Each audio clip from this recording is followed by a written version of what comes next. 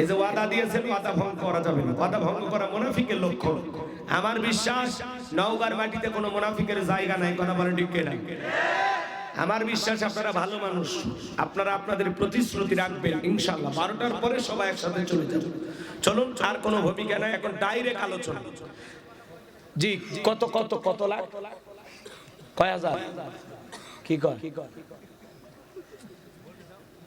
কি বলে ভাই? টাকা না সেমেন্ট দিবি নাকি? এমনি এমনি ফাও গল্প করার সময় আছে এখন? এখন মাল দেওয়া লাগবে, বুঝলেন? এখন কথা বলে টাকা লিখে দেওয়া লাগবে। হ্যাঁ, কোনো কথা হবে না। চলেন আলোচনা চলে যায়। এরপরে আপনারা যারা আছেন মহতামি হুজুর, আপনি তো আহমদ আলী মোল্লা, তাই না ভাই? ভাইয়ের কাছে আপনারা লিখে দিতে পারেন, নগদে বাকিতে লিখে দিতে পারেন, 2-1 বস্তা সিমেন্ট লিখে দিতে পারেন, 500 টাকাও লিখে দিতে পারেন। যদি আপনি 500 টাকা দেন, আপনাদের দানের টাকা দিয়ে মাদ্রাসা চলে, বাজার সুন্দর একটা দ্বীনি প্রতিষ্ঠান। আল্লাহ যেন দাওরা হাদিস পর্যন্ত কবুল করেন। একটু জোরে করেন আমিন, আর একটু জোরে বলেন আমিন। এবার চলুন আমরা আলোচনায় চলে যাই। মহিলা মা বোনেরও লিখে দিলে আপনারা লিখে দিতে পারেন। কয় জনের নাম আছে? 9 জন মাত্র। তাহলে সকাল থেকে কি করছেন? 9 জন। তাহলে 10 জন ভাগ্যবান কেউ আছেন? যেহেতু 10 নাম্বার, আমি কিছু দেন তো 10 নাম্বার একজনের না বলেন, 10 জন তো মিল হবে। কি নাম ভাই আপনার? কি জাহাঙ্গীর ভাই, বাড়ি কই? নোনাহারের জাহাঙ্গীর ভাই। এই নোনাহারের যত মানুষ আছে পাইকারি দরে সবার নামে 1-2 হাজার করে লেখেন তো, যা আছে গফার। জাহাঙ্গীর ভাই 1000, আল্লাহ কবুল করেন, জোরে কোন আমিন। নগদে দিয়েছে এক ভাই 500, আল্লাহ কবুল করেন। এবার চলেন আমরা আলোচনায় চলে যাই। আপনারা দেওয়ার সুযোগ আছে, দেন, সমস্যা না। আপনারা দিবেন, আমি জানি আপনারা ভালো মানুষ, ইনশাআল্লাহ দিবেন, আল্লাহ কবুল করেন। কথা বলবো পবিত্র কোরআনুল কারীমের, এদিকে খেয়াল করেন। 108 নম্বর সূরা, সূরাটির নাম কাউসার। জোরে বলেন কি নাম? কাউসার। মোট আয়াত আছে 3টি, রুকু আছে 1টি। বিশ্বনবী মক্কার জিন্দেগিতে আল্লাহ তাআলা এই সূরাটি নাজিল করেছেন। জবান ছেড়ে সবাই একটু মুহাব্বতে আমার সঙ্গে তেলাওয়াত করুন। আউযু বিল্লাহি মিনাশ শাইতানির রাজীম। বিসমিল্লাহির রাহমানির রহিম। বিতাড়িত মুর্দার শয়তানের কাছ থেকে, অভিশপ্ত ইবলিসের কাছ থেকে আল্লাহ তাআলার কাছে আশ্রয় প্রার্থনা চাচ্ছি। পরম করুণা সিন্ধু আল্লাহ তাআলার নামে শুরু করছি। সূরার নাম কি বললাম? অনেকে ভাবতেছেন হুজুর এই সূরা থেকে ওয়াজ করবেন, আগে জানলে আপনার মাহফিলে আসতাম না, এরকম ভাবতেছেন কি? ভাই বলেন তো, পরিচিত রাস্তায় পথ চলতে সহজ হয় না কঠিন হয়? সহজ। পরিচিত মানুষের সাথে কথা বলে ভালো লাগে না খারাপ লাগে? তো বক্তা যদি পরিচিত আয়াত বা সূরা থেকে আলোচনা করে, সেইটা শুনে আরো বেশি ভালো লাগবে। কারণ যে জিনিস যত বেশি জানবেন তাতে চর্চা কমে না বাড়ে? চর্চা কমে না বাড়ে? সূরা কাউসার সবার মুখস্থ আছে না? হয়তোবা সূরা কাউসারের তাফসীর আপনারা যেভাবে জানেন, আমি হয়তোবা সেভাবে জানি।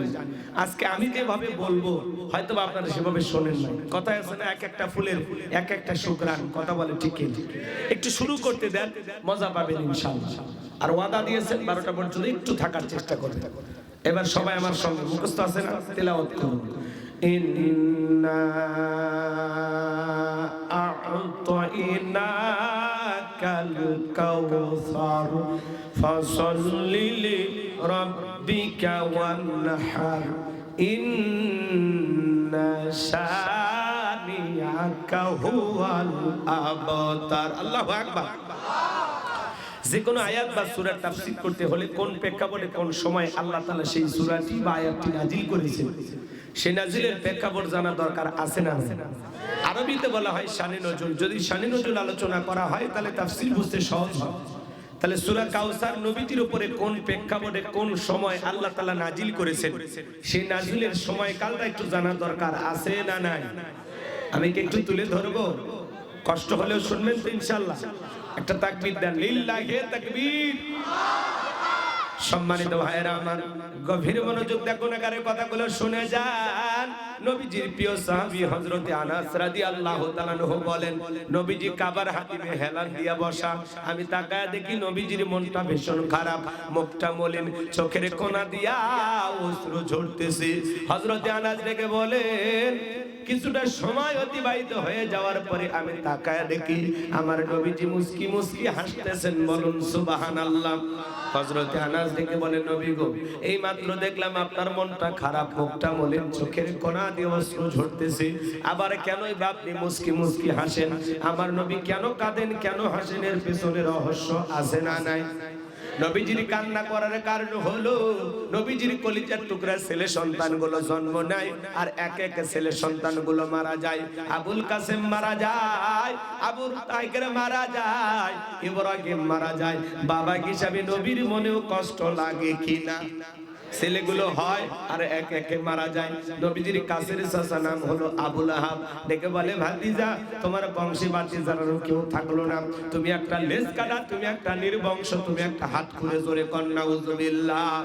যদিও রাসূলের চারটা কন্যা সন্তান জীবিত ছিল, কিন্তু ছেলেগুলো জন্ম নেয় আর এক একে মারা যায়। আর নবীজির কাছের চাচা হয়ে আবু লাহাব সমালোচনা করে।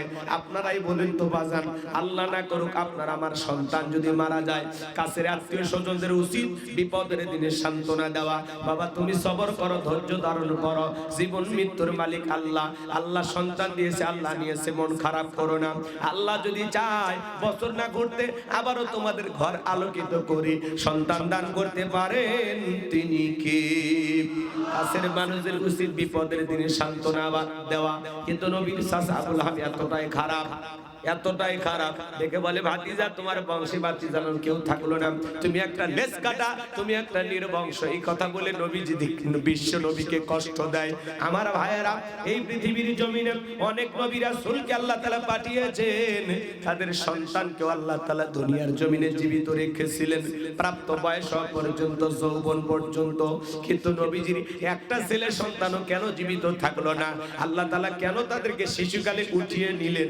এর পিছনে কারণ আছে না নাই? নবীজির ছেলে সন্তানগুলো কেন প্রাপ্ত বয়স পর্যন্ত, যৌবন পর্যন্ত জীবিত থাকলো না? আল্লাহ তাআলা কেন তাদেরকে শিশুকালে উঠিয়ে নিলেন? এর পিছনেও কারণ আছে না নাই? এর পিছনে কারণ আছে তিনটি। জোরে বলেন, কয়টি?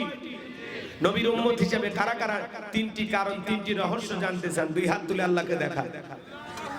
লিল্লাহি তাকবীর। আপনারা নবীজির ছেলে সন্তানগুলো কেন আল্লাহ তাআলা শিশুকালে উঠিয়ে নিলেন? এর পেছনে কি সেই তিনটি রহস্য, কি সেই তিনটি কারণ? যদি আমি আলোচনা শুরু করি তাহলে 3 নম্বর আয়াতের আলোচনা করা লাগবে। আমি কি 1 নম্বর আয়াত বাদ দিয়ে 3 নম্বরে যাব? কথা কয়। আমি করব ওয়াজ, আপনারা দেবেন আওয়াজ, জবাব দিবেন ঠিক ঠিক, আলোচনা হবে কমপ্লিট। শ্রোতাদের স্পিরিটে বারে, বক্তার হিট, আলোচনা হবে জায়গা মতো ফিট। আগে বলতাম কিছু আছে প্যান্ডেলে, কিছু আছে অ্যাঙ্গেলে, এখন আর অ্যাঙ্গেলে না, যা বলবো সব ডাইরেক্ট। অ্যাঙ্গেলে বলার দিন শেষ, ডাইরেক্ট বলার বাংলাদেশ। কথা বলে ঠিক কি না? একটু আওয়াজ দেন। তাহলে আমি কি 1 নম্বর আয়াত বাদ দিয়ে 3 নম্বরে যাব, নাকি আস্তে আস্তে শুরু করা যায়? সময় আপনাদের হাতে আছে তো ইনশাআল্লাহ। সম্মানিত ভাইয়েরা আমার, গভীর মনোযোগ দিয়ে শুনবেন, নবীজির ছেলে সন্তানগুলো কেন মারা গেল, কি সেই তিনটি রহস্য? একটু ধৈর্য নিয়ে বসে থাকেন বাজান, সময় হলে আমি আপনাদেরকে বলে দেব। আমি যে কথা বলতে চাই, একে তো সন্তান হারানোর ব্যথা, অন্যদিকে কাফেরদের সমালোচনা, আবার সাহাবায়ে ইকরাম যারা ইসলাম ধর্ম গ্রহণ করে, কাফের বেঈমান তাদের উপর নির্যাতন, জুলুমের স্টিমরোলার চালায়। হযরতে বেলাল তখনও কালেমা পড়ে মুসলমান হন নাই। নবীজি রাতের বেলায় দারুল আরকামে বসা, হযরতে বেলাল বিশ্ব নবীর দরবারে উপস্থিত হয়ে গেলেন। নবীজির চেহারার দিকে তাকাইয়া ডেকে বলেন, নবী গো, আপনার চাইতে সুন্দর মানুষ আমি জীবনে কোনোদিন দেখি নাই। বলুন সুবহানাল্লাহ। আপনার আমার নবী কতটা সুন্দর ছিলেন জানেন? হযরতে জাবের রাদিয়াল্লাহু তাআলা বলেন, পূর্ণিমার রাত আমি রাসূলের বাড়িতে গিয়েছিলাম, সেদিন দেখেছিলাম চাঁদ উদয় হয়েছে দুইটা, একটা চাঁদ আসমানে আর একটা চাঁদ জমিনে। হযরতে জাবের বলেন, একবার আমি আকাশের পূর্ণিমার চাঁদের দিকে তাকাই, আর একবার বিশ্ব নবীর চেহারার দিকে তাকাই। হযরতে জাবের বলেন, ওই আকাশের পূর্ণিমার চাঁদের চাইতেও বিশ্ব নবীকে আমার কাছে বেশি সুন্দর মনে হয়। আপনার আমার নবী কতটা সুন্দর ছিলেন জানেন? আম্মা জান আয়েশা ডেকে বলেন, যারা ইউসুফ নবীর চেহারার দিকে তাকাইয়া মিশরের নারীরা ফল কাটতে গিয়ে আঙ্গুল কেটে ফেলে দিয়েছিল, ওরা যদি একবার আমার বিশ্ব নবীর চেহারার দিকে তাকাইতো, শুধুমাত্র আঙ্গুল নয়, আঙ্গুল কাটতে কাটতে, হাত কাটতে কাটতে কখন যে নিজের কলিজা কেটে দুভাগ করে দিত, মুহূর্তের জন্য টের পাইতো না। আপনার আমার নবী এতটাই সুন্দর। আম্মা জান আয়েশা বলেন, ও দুনিয়ার মানুষ, তোমাদের একটা সূর্য আছে, আমি আয়েশার একটা সূর্য আছে। তোমাদের সূর্য উদয় হয় দিনের বেলায়, আর আমি আয়েশার সূর্য উদয় হয় রাতের বেলায়। আম্মা জান আয়েশা একদিন সেলাইয়ের কাজ করতেছিলেন রাত্রি বেলায়, হঠাৎ করে হাত থেকে সুইটা পড়ে গেল। বাতিতে কোনো তেল ছিল না, বাতি জ্বালাইতে পারলেন না, অপেক্ষায় বসে থাকলেন। বিশ্বনবী যখন এশার সালাত আদায় করার পরে সর্বপ্রথম আম্মা জান আয়েশাকে সালাম দিলেন। নবীজি ঘরে ঢুকে স্ত্রীকে কি দিলেন? সালাম দিলেন। আপনি আমি যখন বাড়িতে প্রবেশ করব, এই আমল আপনার আমার ঘরেও চালু থাকার দরকার আছে না নাই? বউকে যা সালাম দিবেন, আসসালামু আলাইকুম রহিমা, কেমন আছো সোনা? ঘরের দরজাটা খোলো না, আমি তোমার লিটনের বাপ, তোমার দিওয়ানা। বউ খুশি হয়ে দরজা খুলবে, কথা বলে ঠিক কি না? কিন্তু আপনার আমার ব্যবহার এত মিষ্টি না। ঘরে দরজা চিৎকার মেরে ডাকবে, এ রুবেলের মা, এ দরজা খোল, বেশি দেরি হলে দরজা ভাঙিয়ে ফেলে দিয়া, আজ তোর পিঠের উপর কি যে হবে রে। ভিতর থেকে বউ বলে, এটা স্বামী না, সেখানে আজরাইল। কথা কন, কথা কন। বউ সালাম দিবেন, সালাম দিবেন, পারবেন তো ইনশাআল্লাহ। সালাম আছে যেখানে শান্তি আছে, সেখানে সালাম আছে যেখানে সমাধান আছে। স্বামী স্ত্রীর মধ্যে সালাম আদান প্রদান হলে আল্লাহর পক্ষ থেকে রহমত নাজিল হয়। স্বামী স্ত্রীর মধ্যে সালাম আদান প্রদান হলে একে অপরের প্রতি শ্রদ্ধা, ভক্তি, বিশ্বাস, ভালোবাসা বেড়ে যায়। আল্লাহু আকবার বলেন। আর আপনি বউ সালাম দেন না, স্বামীও সালাম দেন না, বউ সালাম দেন না, দুইজনে বোবা আছে না?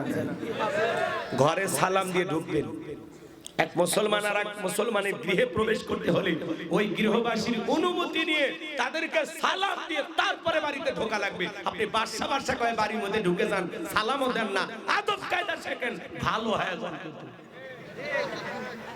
আপনি রুবেল রুবেল বাসা বাসা করে বাড়ির মধ্যে ঢুকে যান, বাসার বইয়ের অন্যা ঠিক নেই, ওর মা কি করে, ওর বোন কি করে, এক নজরে সব দেখা শেষ। সূরা নূরের 27 নম্বর আয়াত, কোরআন খোলেন যান, আল্লাহ স্পষ্ট জানায় দিয়েছে, এক মুমিন আর এক মুমিনের গৃহে প্রবেশ করতে হলে গৃহবাসীর অনুমতি নিয়ে তাদেরকে সালাম দিয়ে তারপরে ঢুকতে হবে। আর আপনি কি করেন? যারাই সালাম কালাম না দিয়ে অনুমতি নিয়ে ঢুকবে, বুঝবেন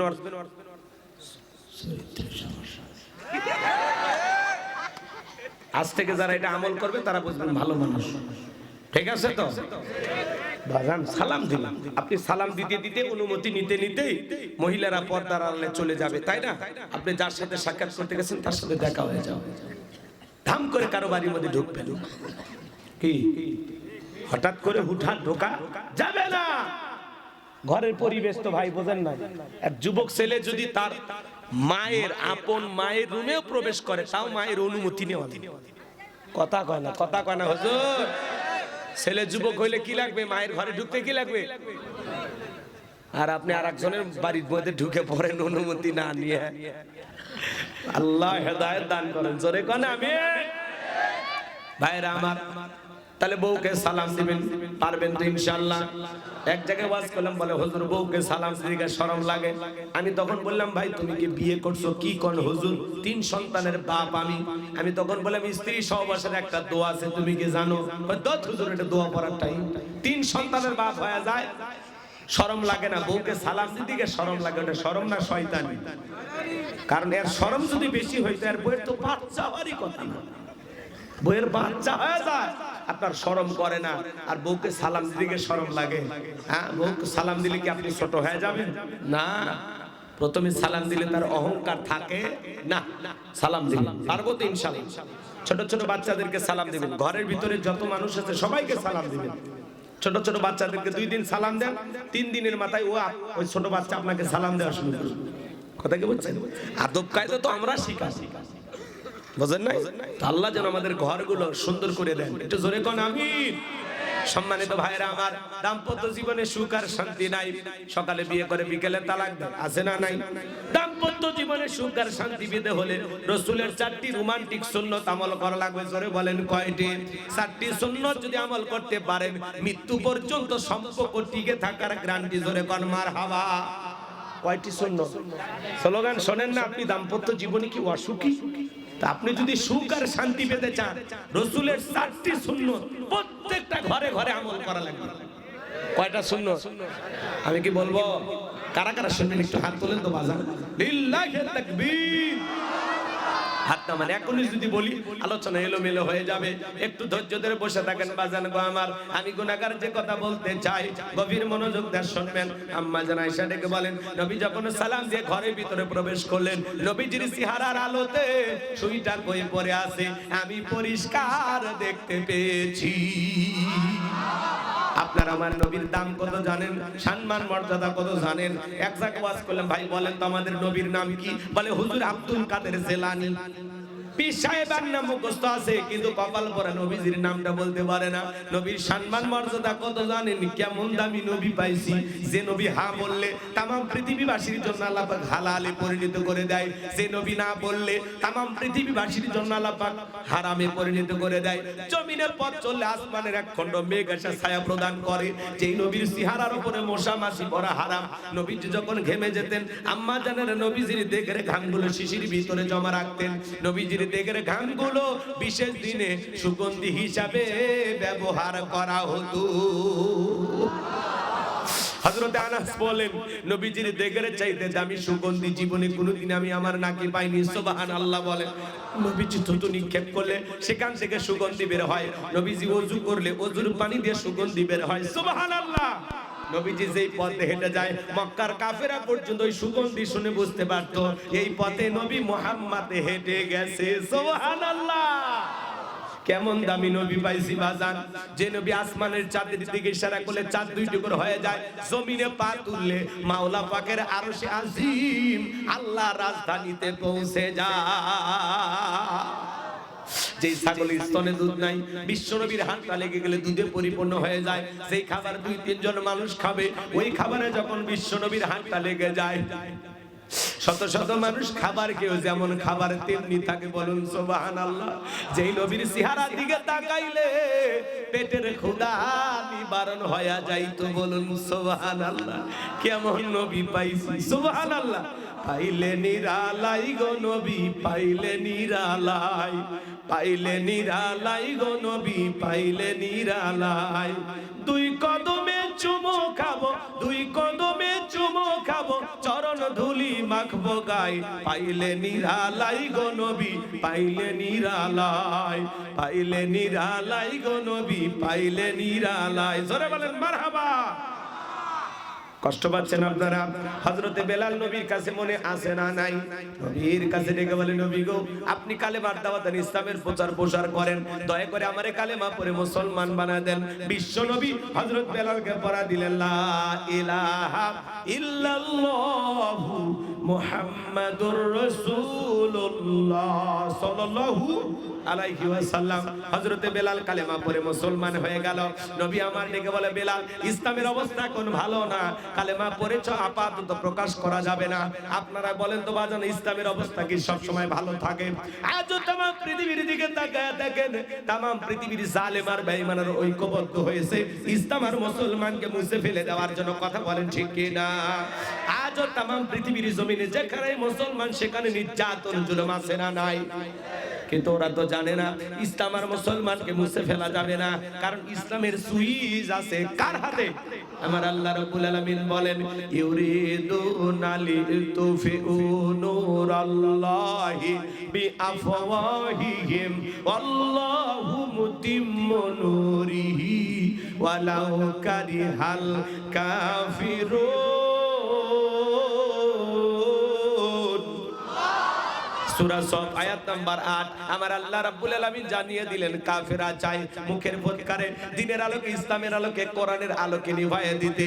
আমার আল্লাহ ডেকে বলেন ওয়াল্লাহু মুতিম্মু নূরিহি, এই জমিনে দ্বীনের আলোকে কোরআনের আলোকে ইসলামের আলোকে আমি আল্লাহ তাআলা প্রতিষ্ঠিত করে ছাড়ব। যদিও কাফির বেঈমানদের অন্তরে যত ধরনের জ্বালা যন্ত্রণা হোক না কেন, বলুন আল্লাহু আকবার। ইসলাম আছে কিয়ামত পর্যন্ত থাকবে। যেই জালেমেরা বিরোধিতা করবে ওরা থাকতে পারবে না। নমরুদ ফিরাউনের যেমন পরিণতি হয়েছে, আজকে যে নেতানিয়াহু ফিলিস্তিনে মুসলমানের রক্ত ঝরায়, ওই নেতানিয়াহুর পরিণতি নমরুদ ফিরাউনের চাইতে ভয়ঙ্কর হবে। আজও কাশ্মীরে মুসলমানের রক্ত ঝরানো হয়, আজও চীনের উইঘুরে মুসলমানদেরকে হত্যা করা হয়। রমজান মাসে চীনের উইঘুরের মুসলমানদেরকে ধরে নিয়ে যা দিনের বেলা প্রকাশ্যে জোর করে মুখের ভিতরে মদ ঢুকে দেওয়া হয়। রোজা ভাঙার জন্য মুসলমানের মুখে জোর করে মদ ঢুকে দেয়। 2.5 কিলোমিটারের মধ্যে যত মসজিদ আছে সব ভেঙে ফেলে দেয়। 2.5 কিলোমিটারের মধ্যে বেশি মসজিদ থাকবে না, 2.5 কিলোমিটার পর পর মসজিদ রাখবে।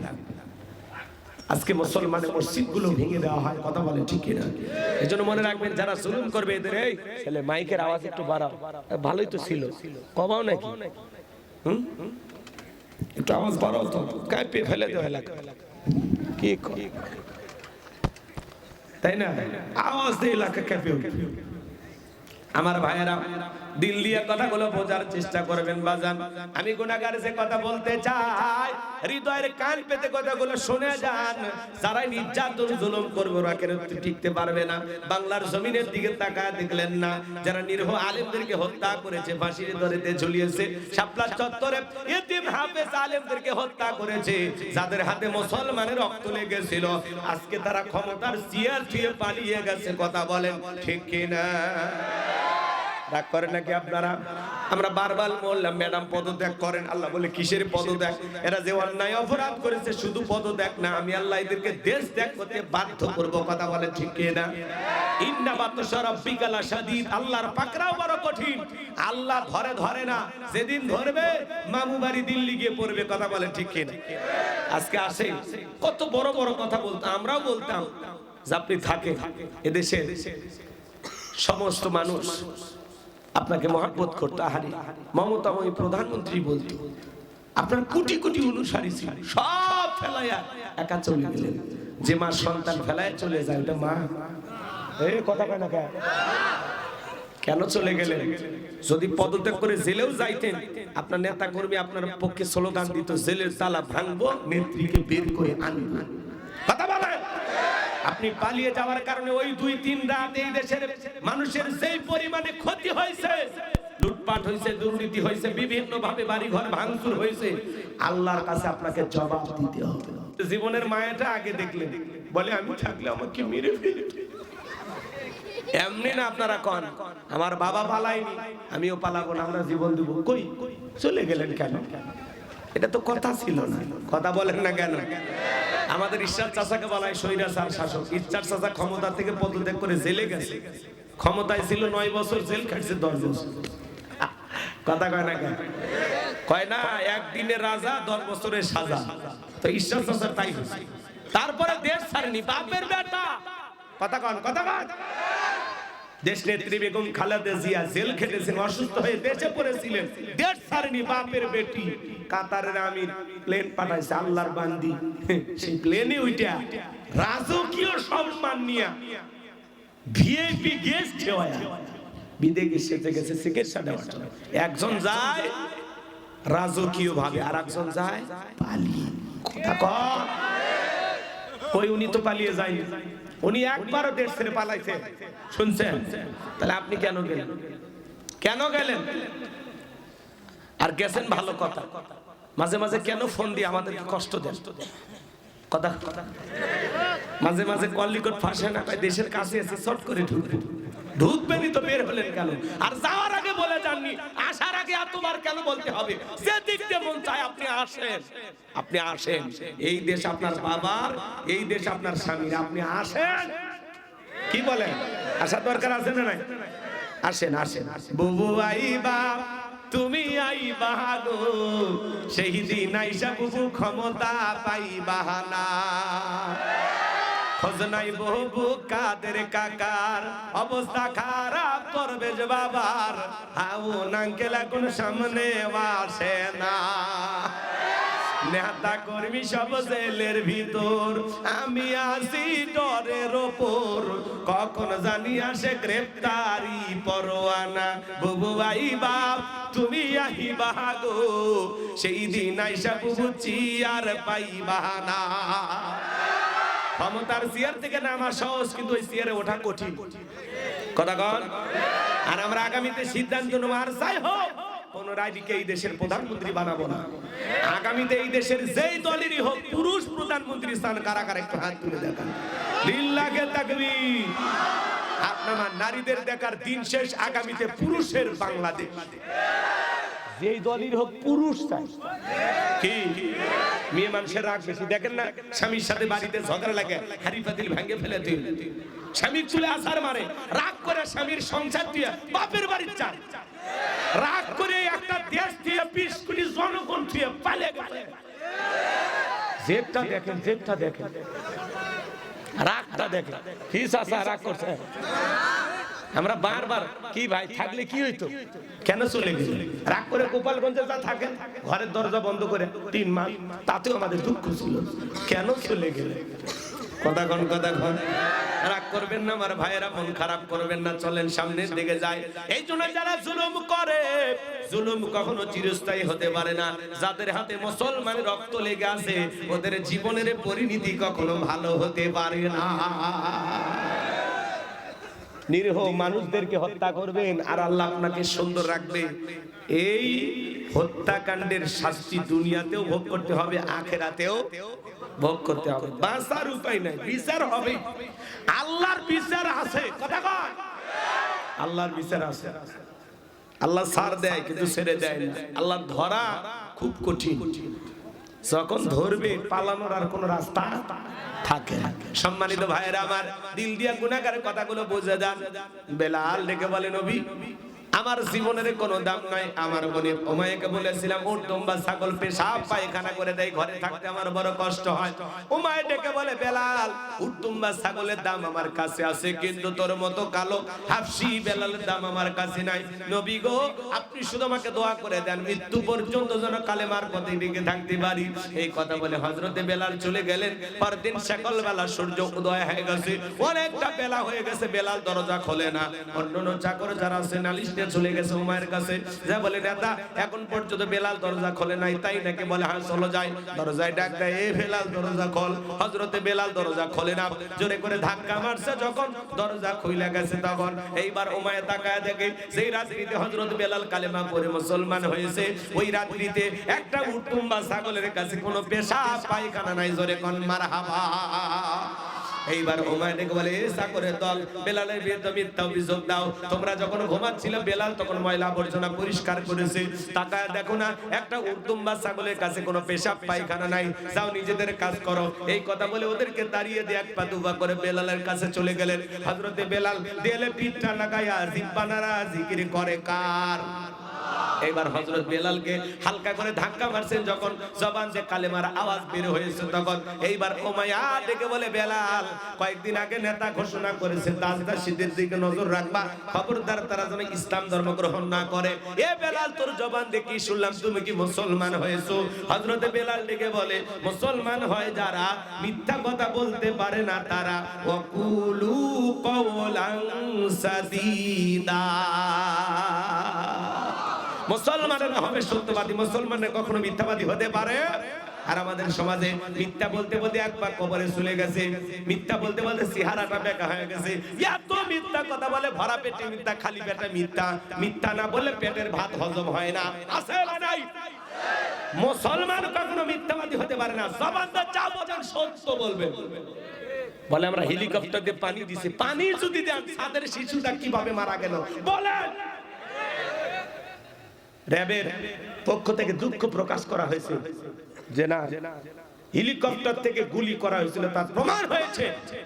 এরা তো বড় জালেম ছিল। আসামিকে গ্রেফতার করে তার স্ত্রী রোজা ছিল, রোজা ভেঙে স্ত্রীকে ধর্ষণ করেছিল, কথা বলে ঠিক না? এদের এইরকম স্বৈরাচারের বাহিনী ছিল। স্বামীকে ছাড়াইতে গেছে স্ত্রী, বলে স্বামীকে ছাড়ায় দেব যদি তুমি আমার সাথে আমার খায়েশ যদি পূরণ করতে পারো। তখন বলতেছে আমি তো রোজা, কয় রোজা ভাঙো। রোজা ভেঙে স্বামীকে ছাড়িয়ে দেওয়ার নাম করে ধর্ষণ করেছিল, কথা বলে ঠিক কিনা? তাহলে চিন্তা করেন এরা কত নিকৃষ্ট ছিল। এরা কুকুরের মতো, পশুর মতো এই দেশের মানুষের সাথে ব্যবহার করেছে, কথা বলে ঠিক কিনা? কলজে ফাটে যায় কথাগুলো। ট্রাইব্যুনালে, আন্তর্জাতিক ট্রাইব্যুনালে এটা এই যে অপরাধ ধর্ষণ যে করেছে, আজকের নিউজ পত্রিকা খোলেন, আজকের নিউজ চ্যানেলে যান, প্রত্যেকটা চ্যানেল বলতেছে হ্যাঁ ধর্ষণের আলামত পাওয়া গেছে, ধর্ষণ করেছে, এটা প্রমাণিত। চিন্তা করেন স্বামীকে ছেড়ে দেওয়ার নাম করে স্ত্রীকে রোজা ভেঙে ধর্ষণ করে একটা মানুষ কতটা জালেম হতে পারে, কথা বলে ঠিক না? সম্মানিত ভাইরা আমার, লম্বা করার কোনো সুযোগ নাই, চলেন একটু সামনের দিকে নিয়ে যায়। যারা এরকম জুলুম করেছে, অত্যাচার করেছে, নিরীহ মানুষদেরকে মামলা হামলা দিয়ে ফাঁসিয়ে দিয়েছে, হাজারো মানুষকে ক্রস ফায়ার করেছে, হাজারো মানুষকে হত্যা করেছে, গুম খুন করেছে। যারা এই দেশের মানুষদেরকে ধর্ষণ করেছে, দেশের মানুষের উপরে নির্যাতন জুলুম করেছে, আল্লাহর জমিনে আজ হোক কাল হোক তাদের বিচার হওয়া দরকার আছে না নাই? যারাই অপরাধী তাদের বিচার হওয়া দরকার আছে না নাই? অপরাধীদের কোনো ছাড় নাই, কথা বল ঠিক না? কিন্তু নিরপরাধ কারো প্রতি যেন আমাদের জুলুম না হয়, এটা খেয়াল রাখা। অপরাধীদের বিচার হয়, কিন্তু কোন নিরপরাধ মানুষ তার উপরে জুলুম করা যাবে না। আল্লাহ আমাদের সঠিক বুঝ দান করুন, জোরে বলুন আমিন। এইবার ওমায় ডেকে বলে বেলাল, উট দুম্বা ছাগলের মালিক বানিয়ে দেব, থাকার জন্য ভালো ঘরের ব্যবস্থা করে দেব। হযরত বেলাল ডেকে বলে আবু জেহেল, উমাইয়া রে, এই দুনিয়ার পার্থিব সম্পদের বিনিময়ে বেলাল তার ঈমান বিক্রি করবে না। ওমাইয়া ডেকে বলে আমার কথা না শুনলে বড় নেতা আবু জেহেলকে খবর দেব। হযরত বেলাল ডেকে বলে কোন বড় নেতা ছোট নেতা এখন কাউকে গোনার টাইম নাই, আমি দুনিয়ার কোন আবু জেহেলকে ভয় করি না, আমি ভয় করি আমার আল্লাহকে। আল্লাহু আকবার বলেন। এইবার ওমাইয়া দৌড়ে চলে গেল আবু জেহেলের বাড়িতে, যা বলে নেতা সর্বনাশ হয়ে গেছে, আমার বাড়ির কি দোদার বেলাল কালেমা পড়ে মুসলমান হয়েছে তাই নাকি? বলে হ্যাঁ ঠিক আছে যাও আমি আসতেছি। আবু জেহেলের একটা বিশেষ বাহিনী ছিল, সাঙ্গ পাঙ্গ ক্যাডার মাস্তান ছিল, যাদের কাজই করা মুসলমানদের উপর নির্যাতন জুলুম চালানো। আজও জালেমদের দিকে তাকায় দেখবেন ওই জালেমদেরও বিশেষ একটা বাহিনী আছে, যাদের কাজই হলো টুপিওয়ালা দাড়িওয়ালা ইমানদার নিরহ অসহায় মুসলমানদের উপর নির্যাতন জুলুম চালানো। আবু জেহেলের একটা বাহিনী ছিল। শোনেন আবু জেহেল কতটা বদমাইশ ছিল জানেন? হযরত আম্মার রাদিয়াল্লাহু তাআলা রাস্তা দিয়ে হেঁটে যায়, বদমাইশ আবু জেহেলের সাথে দেখা, ডেকে বলে আম্মার শুনলাম তুমি আর তোমার মা নাকি মুসলমান হয়েছো। আম্মার ডেকে বলে হ্যাঁ আমরা বিশ্ব নবীর কাছে গিয়ে কালেমা পড়ে মুসলমান হয়েছি। আবু জেহেল ডেকে বলে তুমি কি জানো এর পরিণতি কত ভয়ঙ্কর হতে পারে? আম্মার ডেকে বলে আবু জেহেল রে ভয় দেখায় কোনো লাভ নাই। এইবারে বদমাইশ আবু জেহেল হযরতে আম্মার এবং তার মা সুমাইয়া রাদিয়াল্লাহু তাআলা আনহাকে দুইটা খুঁটির সাথে বাঁধলেন, আর ডেকে বলে আম্মা এখন যদি একটা খেলা দেখাই কেমন হবে বল? বলে কি খেলা দেখাই বাপ? ডেকে বলে আম্মা রে তোর চোখের সামনে যদি তোর মাকে আমি উলঙ্গ করি বল তো কেমন হবে? এখন সময় আছে নবী মুহাম্মাদের কালেমা ছাড়বি কিনা বল। আম্মারের মা হযরত সুমাইয়া ডেকে বলে আমার সন্তান আম্মার বেঈমানদের কথায় কখনো ঈমান ছাড়বা না, বেঈমানদের কথায় কখনো ঈমান ছাড়বা না। এইবার বদমাইশ আবু জেহেল চলে গেল সুমাইয়ার কাছে, আঘাত করতে করতে সুমাইয়ার দেহ থেকে একটানে কাপড়গুলো খুলে ফেলে দিলেন, উলঙ্গ হয়ে হযরত সুমাইয়া রাদিয়াল্লাহু তাআলা আনহা জমিনের উপরে পড়ে গেলেন। আবু জেহেল ডেকে বলে আম্মার মাথাটা উঁচু করে ধরো। হযরত আম্মারের মাথা যখন উঁচু করে ধরা হলো, হযরত আম্মার মনে মনে বলে আল্লাহ এই দৃশ্য দেখার আগে জমিনটা যদি ফাঁক হয়ে যেত তবুও জমিনের ভিতরে চলে যাইতাম তাও ভালো ছিল। হযরত সুমাইয়া ওই পজিশন থেকে ছেলেকে ডেকে বলে আম্মা বেঈমানদের কথা ঈমান ছাড়বে না। ওরা যত খুশি নির্যাতন করতে পারে, কিন্তু ওদের কথায় আমরা কখনো ঈমান ছাড়বো না। আমরা দুনিয়ার ক্ষণিকের সুখ চাই না, আমরা পরকালের চিরস্থায়ী সুখের আশা করি। এইবার আবু জেহেল একটা বর্ষা দিয়া সুমাইয়ার লজ্জাস্থানে আঘাত করলেন, রক্ত দিয়া রাস্তা মেঘে গেল বাজার।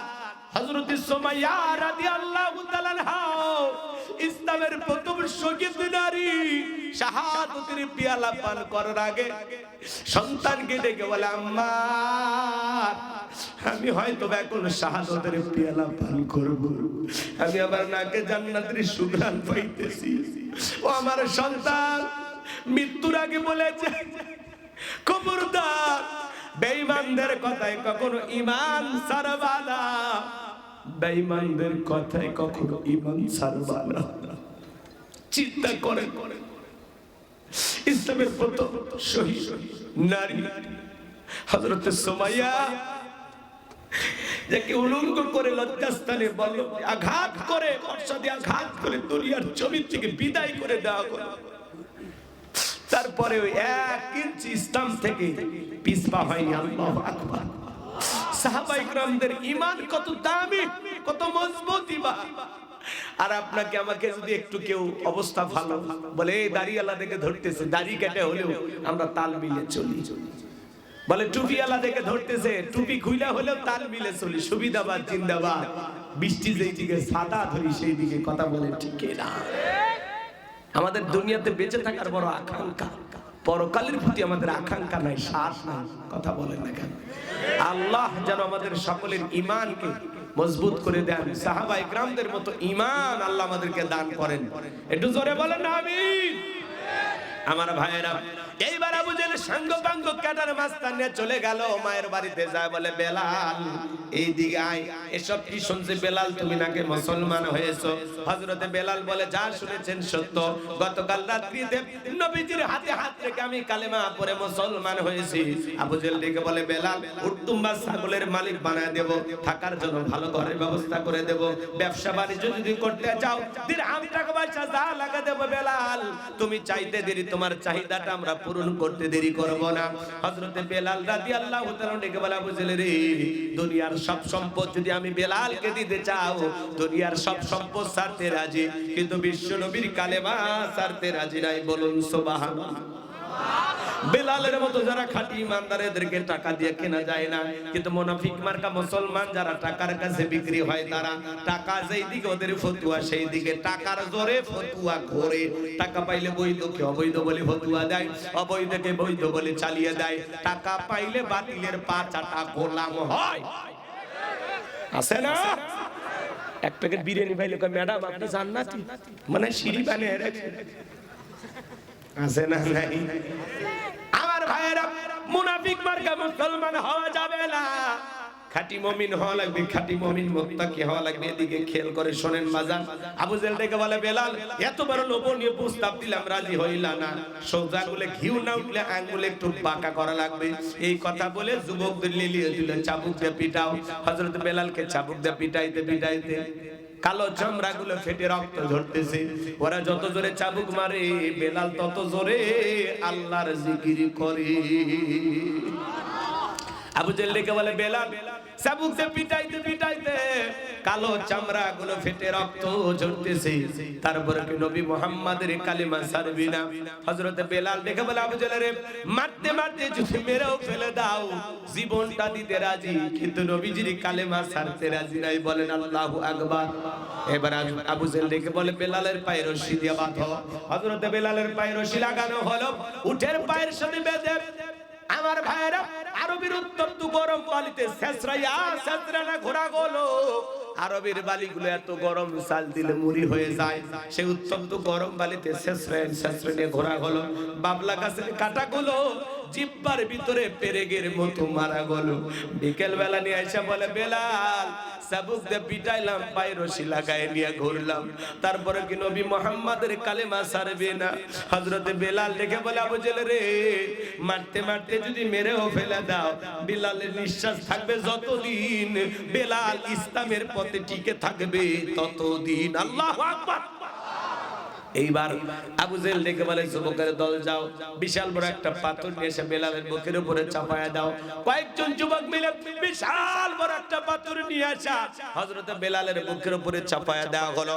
আবু জেহেল মনে করলো পাথরে চাপার আঘাতে বেলাল মারা যাবে, এই কথা ভেবে কাফেররা চলে গেল। হযরতে বেলালের হাত বাঁধা, পা বাঁধা, বুকের উপরে বিশাল বড় পাথর, রক্তাক্ত জিহ্বা, এরপরে চোখের পানি ছেড়ে দেখা দেয়। তারপরে আল্লাহ তাআলার জিকিরি বন্ধ করে না, রক্তাক্ত জিহ্বা নিয়ে হযরতে বেলাল জিকিরি করে। আপনাকে আমাকে জিকিরি করার জন্য কেউ মারে না, পেটে না, ধমক দেয় না, কিন্তু আমরা কপাল পরা তবু আল্লাহর জিকিরি করি না। হাদিস শরীফের ভিতরে আসছে বাজান, যার জিহ্বাটা আল্লাহর জিকিরে তরুতাজা থাকবে, আল্লাহর জিকিরে ভিজা থাকবে, ওই জিহ্বাওয়ালা মানুষ কোনদিন জাহান্নামের আগুনে জ্বলবে না। বলুন সুবহানাল্লাহ। ফাযকুরুনি আযকুরুকুম ওয়াশকুরুলি ওয়ালা তাকফুরুন। তোমরা আমারে স্মরণ করো, আমি আল্লাহ তোমাদেরকে স্মরণ করব। কৃতজ্ঞতা প্রকাশ করো, অকৃতজ্ঞ হয় না। আমার ভাইয়েরা, মাঠে কাজ করতে করতে আল্লাহর জিকিরি করা যায়, ব্যবসা বাণিজ্য করতে করতে জিকিরি করা যায়, পথে ঘাটে চলতে চলতে জিকিরি করা যায়। জিকিরি করার জন্য আলাদা সময় লাগে না, যেখানে সেখানে আল্লাহর জিকিরি করা যায়। সব সময় জবান দিয়ে বলবো সুবহানাল্লাহ, আলহামদুলিল্লাহ, আল্লাহু আকবার, লা ইলাহা ইল্লাল্লাহ, সুবহানাল্লাহি বিহামদিহি, সুবহানাল্লাহিল আযীম। পারবো তো ইনশাআল্লাহ। আল্লাহ কবুল করেন, জোরে বলুন আমিন। হযরতে বেলাল রক্তাক্ত জিহ্বারে চোখের পানি ছেড়ে দেখা দেন আর দেখে বলেন আল্লাহ। বুকের উপরে পাথর থাকার কারণে তোমার মতো মালিকের জিকির করতে বড় কষ্ট হয়। তুমি তো সেই আল্লাহ, ইব্রাহিমের জন্য যদি নমরুদের আগুনকে ফুলের বাগান বানায় দিতে পারো, ও আল্লাহ তুমি কি পারো না? আমি বেলালের বুকের উপরে পাথর থাকার কারণে তোমার মতো মালিকের জিকির করতে বড় কষ্ট হয়, ও আল্লাহ তুমি কি পারো না? আমি বেলালের বুকের পাথরটাকে তুলার মতো নরম বানায় দিতে। হযরতে বেলাল দোয়া করতে দেরি, আসমানের মালিক আল্লাহ দোয়া কবুল করতে দেরি করে নাই। বেলালের বুকের পাথরটাকে আমার আল্লাহ তুলার মতো নরম বানিয়ে দিয়েছেন। বলুন সুবহানাল্লাহ।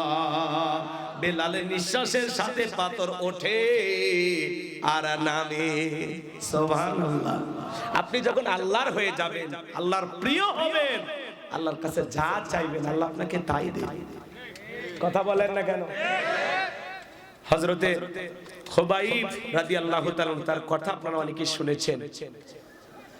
হারিসের সন্তানের তাকে যখন হাতে পায়ে পেরেক দিয়া নির্যাতন জুলুম চালায়, ঘরের ভিতরে বেঁধে রাখতো, পুরোটা শরীরের ভিতরে কাটা দিয়া, সুই দিয়ে খুঁচিয়ে খুঁচিয়ে এরকম গোস্ত এরকম তরবারি দিয়ে নাড়ে নাড়ে, কেমনটা লাগে চিন্তা করে। এই অবস্থায় তাকে ফেলে যাইতো। এই হারিসের একজন মেয়ে ছিল, সে বলতো আমি মাঝে মাঝে দেখতাম কে যেন আইসা খুবাইব রাদিয়াল্লাহু তাআলা কে আঙ্গুর দিয়ে যাইতে। সে সময় আঙ্গুরের কোনো মৌসুম ছিল না, আর এরকম আঙ্গুর আমি কখনো দেখিনি। সুবহানাল্লাহ। তার মানে কি বুঝলেন? এটা কি খাবার? জান্নাতি খাবার। সুবহানাল্লাহ বলেন। তো আপনি যখন আল্লাহর হয়ে যাবেন, সত্যি দিনের জন্য আপনি নির্যাতন জুলুমের শিকার হবেন। ওই যে কাফেরে যখন আঘাত করবে, নির্যাতন জুলুম করবে, বলা যায় না ওই সময় আপনার এই প্রতিদান দেওয়ার জন্য, আপনাকে সাহায্য করার জন্য আল্লাহ ফেরেশতা পাঠাইতে পারে। আপনার এরকম সাহায্য করার জন্য আপনি হাজারো নির্যাতন জুলুম সহ্য করে হয়তো একটু জিমায়ে যাবেন, বলা যায় না মদিনাওয়ালা আয়েশা আপনার সাথে সাক্ষাৎ করে যেতে পারে। সুবহানাল্লাহ বলেন। ভাই, দিনের জন্য, ইসলামের জন্য একেবারে নিজেকে নিবেদিত করতে হবে, নিজের জান মাল সব দিয়ে দিতে হবে। কথা বলেন ঠিক কি না? সাহাবায়ে ইকরাম কেমন ছিল? হযরতে খাব্বাব তার উপর নির্যাতন। হযরতে খুবাইব রাদিয়াল্লাহু তাআলা তাকে বলা হলো তুমি শুধু একবার নবী মুহাম্মদকে একটা গালি দাও, আমরা তোমাকে ছেড়ে দেব। হযরতে খুবাইব রাদিয়াল্লাহু তাআলা বললেন নবীকে গালি দেওয়ার মতো কাজ করে আমাকে যে একটা জীবন দিবা, এমন জীবন আমি চাই না। নবীকে গালি দেওয়ার বিনিময়ে এমন জীবন আমি চাই না, চাই না। আল্লাহু আকবার বলেন। আমি আমার নবীকে গালি দিব আমার দেহে প্রাণ থাকা অবস্থায়? আল্লাহু আকবার, আল্লাহু আকবার। সাহাবায়ে কিরাম কেমন ছিলেন, কেমন ছিলেন? রাগ করেন, কথা কয় না। বেলালের উপর নির্যাতন জুলুমের কথা বিশ্ব নবীর কান পর্যন্ত যখন পৌঁছে গেল, নবী আমার ডেকে বলে, আবু বকর, বেলালের জন্য একটা কিছু করো। হযরত আবু বকর সিদ্দিক রাদিয়াল্লাহু তাআলা আনহু কয়েক গুণ দাম বেশি দিয়া গোলামীর জীবন থেকে হযরত বেলালকে আজাদ করলেন, মুক্ত করলেন। বলুন সুবহানাল্লাহ। এই যখন ইসলামের অবস্থা, একদিকে সন্তান হারানোর ব্যথা, অন্যদিকে কাফেরদের সমালোচনা, সাহাবায়ে কেরামদের উপর নির্যাতন জুলুম, এই জন্য নবীজির মনটা ভীষণ খারাপ। নবীর যখন মন খারাপ, নবীকে সান্ত্বনা দেওয়ার দায়িত্ব কার? আরেকটু জোরে বলেন কার? চিৎকার মেরে বলেন আল্লাহু আকবার। সান্ত্বনা দেওয়ার দায়িত্ব কার? আমার আল্লাহ ডেকে বলে, জিবরাইল, আমার বন্ধুর মা নাই, বাবা নাই, আমি স্যার আমার বন্ধুর কেউ নাই, আমার বন্ধুর মনটা হয়েছে ভারী, আমি আল্লাহ সইতে নাহি পারি। লাহু মাহফুজ থেকে সূরা কাউসার নিয়ে যায় আমার বন্ধুর উপরে নাজিল কর তাড়াতাড়ি। বলুন আল্লাহু আকবার। নবী আমার দিকে বলে, আনাস, আমার মনটা কেন খারাপ তোমরা জানো, কিন্তু আমার মুস্কি হাসি দেওয়ার কারণ হলো এই মাত্র আসমান থেকে জিবরাইল এসে আমার উপরে সূরা কাউসার নাজিল করলো। বিশ্ব নবী তখন মুস্কি মুস্কি হাসলেন আর সাহাবায়ে কেরামদের সামনে সূরা কাউসার তেলাওয়াত করে শুনিয়ে দিলেন। আপনারা সবাই জবান ছেড়ে আরেকবার আমার সঙ্গে তেলাওয়াত করুন। ইন্না আ'তাইনাকাল কাউসার ফাসাল্লি লিরাব্বিকা ওয়ানহার ইন্না শানিয়াকা হুয়াল আবতার। আল্লাহু আকবার। আমার আল্লাহ রাব্বুল আলামিন বলেন, ইন্না আ'তাইনাকাল কাউসার, অবশ্যই আমি আল্লাহ পাক আপনাকে হাউজে কাউসার দান করেছি। এই পৃথিবীতে অসংখ্য নবী রাসূল আল্লাহ তাআলা পাঠিয়েছেন, আল্লাহ তাআলা কাউকে হাউজে কাউসার দান করেন নাই। আপনার আমার নবীকে আল্লাহ তাআলা হাউজে কাউসার গিফট করেছেন, হাউজে কাউসার দান করেছেন। বলুন সুবহানাল্লাহ। ইন্না আ'তাইনাকাল কাউসার। আল্লাহু আকবার। নিশ্চয়ই আমি আল্লাহ পাক আপনাকে হাউজে কাউসার দান করেছি। বলুন সুবহানাল্লাহ। এই হাউজে কাউসারের পানি দুধের মতো সাদা, মধুর চাইতে মিষ্টি পানির মতো ক্লিয়ার। ওই কঠিন কিয়ামতের ময়দানে যেদিন বিচার দিবস কায়েম হয়ে যাবে, বিচার দিবসের একদিন হবে 50,000 বছরের সমান। যেদিন সূর্য সকাল মাথার উপরে চলে আসবে, সূর্যের তাপে জমিনটা তামার জমিন হয়ে যাবে, পাহাড় পর্বত নদী নালা খাল বিল বিল্ডিং আমার কোনো কিছু থাকবে না, পৃথিবীর সবকিছু ধ্বংস হয়ে যাবে। নওগাঁ, রাজশাহী, খুলনা, চাঁদপুর, বরিশাল, ঢাকা কোনো কিছু থাকবে না। না থাকবে বাংলাদেশ, সৌদি আরব, মালয়েশিয়া, ভুটান, জাপান, এই পৃথিবীর বিল্ডিং আমারও যা কিছু থাকেন, পাহাড় পর্বত নদী নালা খাল বিল কোনো কিছু থাকবে না। কুল্লু মান আলাইহা ফান। আল্লাহ তাআলা সবকিছু ধ্বংস করে দিবেন। যেই দিন বেঈমানদের জিহ্বা নাভি পর্যন্ত ঝুলে আসবে, যেদিন মা তার সন্তানের পরিচয় দিবে না, ভাই ভাই পরিচয় দিবে না। ইয়াউমা ইয়াফিরুল মারউ মিন আখি ওয়া উম্মিহি ওয়া আবি ওয়া সাহিবাতিহি ওয়া বানি। যেদিন ভাই ভাইয়ের কাছ থেকে পালিয়ে যাবে, মা সন্তানের কাছ থেকে পালিয়ে যাবে, বাবা পালিয়ে যাবে, স্ত্রী স্বামীর কাছ থেকে পালিয়ে যাবে, সন্তানেরা মা বাবার কাছ থেকে পালিয়ে যাবে। ওই কঠিন কিয়ামতের ময়দানে আল্লাহর আরশের ছায়ার ছাড়ার কোনো ছায়া থাকবে না। ওই ছায়ার ভিতরে আল্লাহ তাআলা শাস্ত্রীর মানুষকে আশ্রয় দেবেন, শাস্ত্রীর মানুষকে আল্লাহ তাআলা তার আরশের নিচে ছায়া দান করবেন।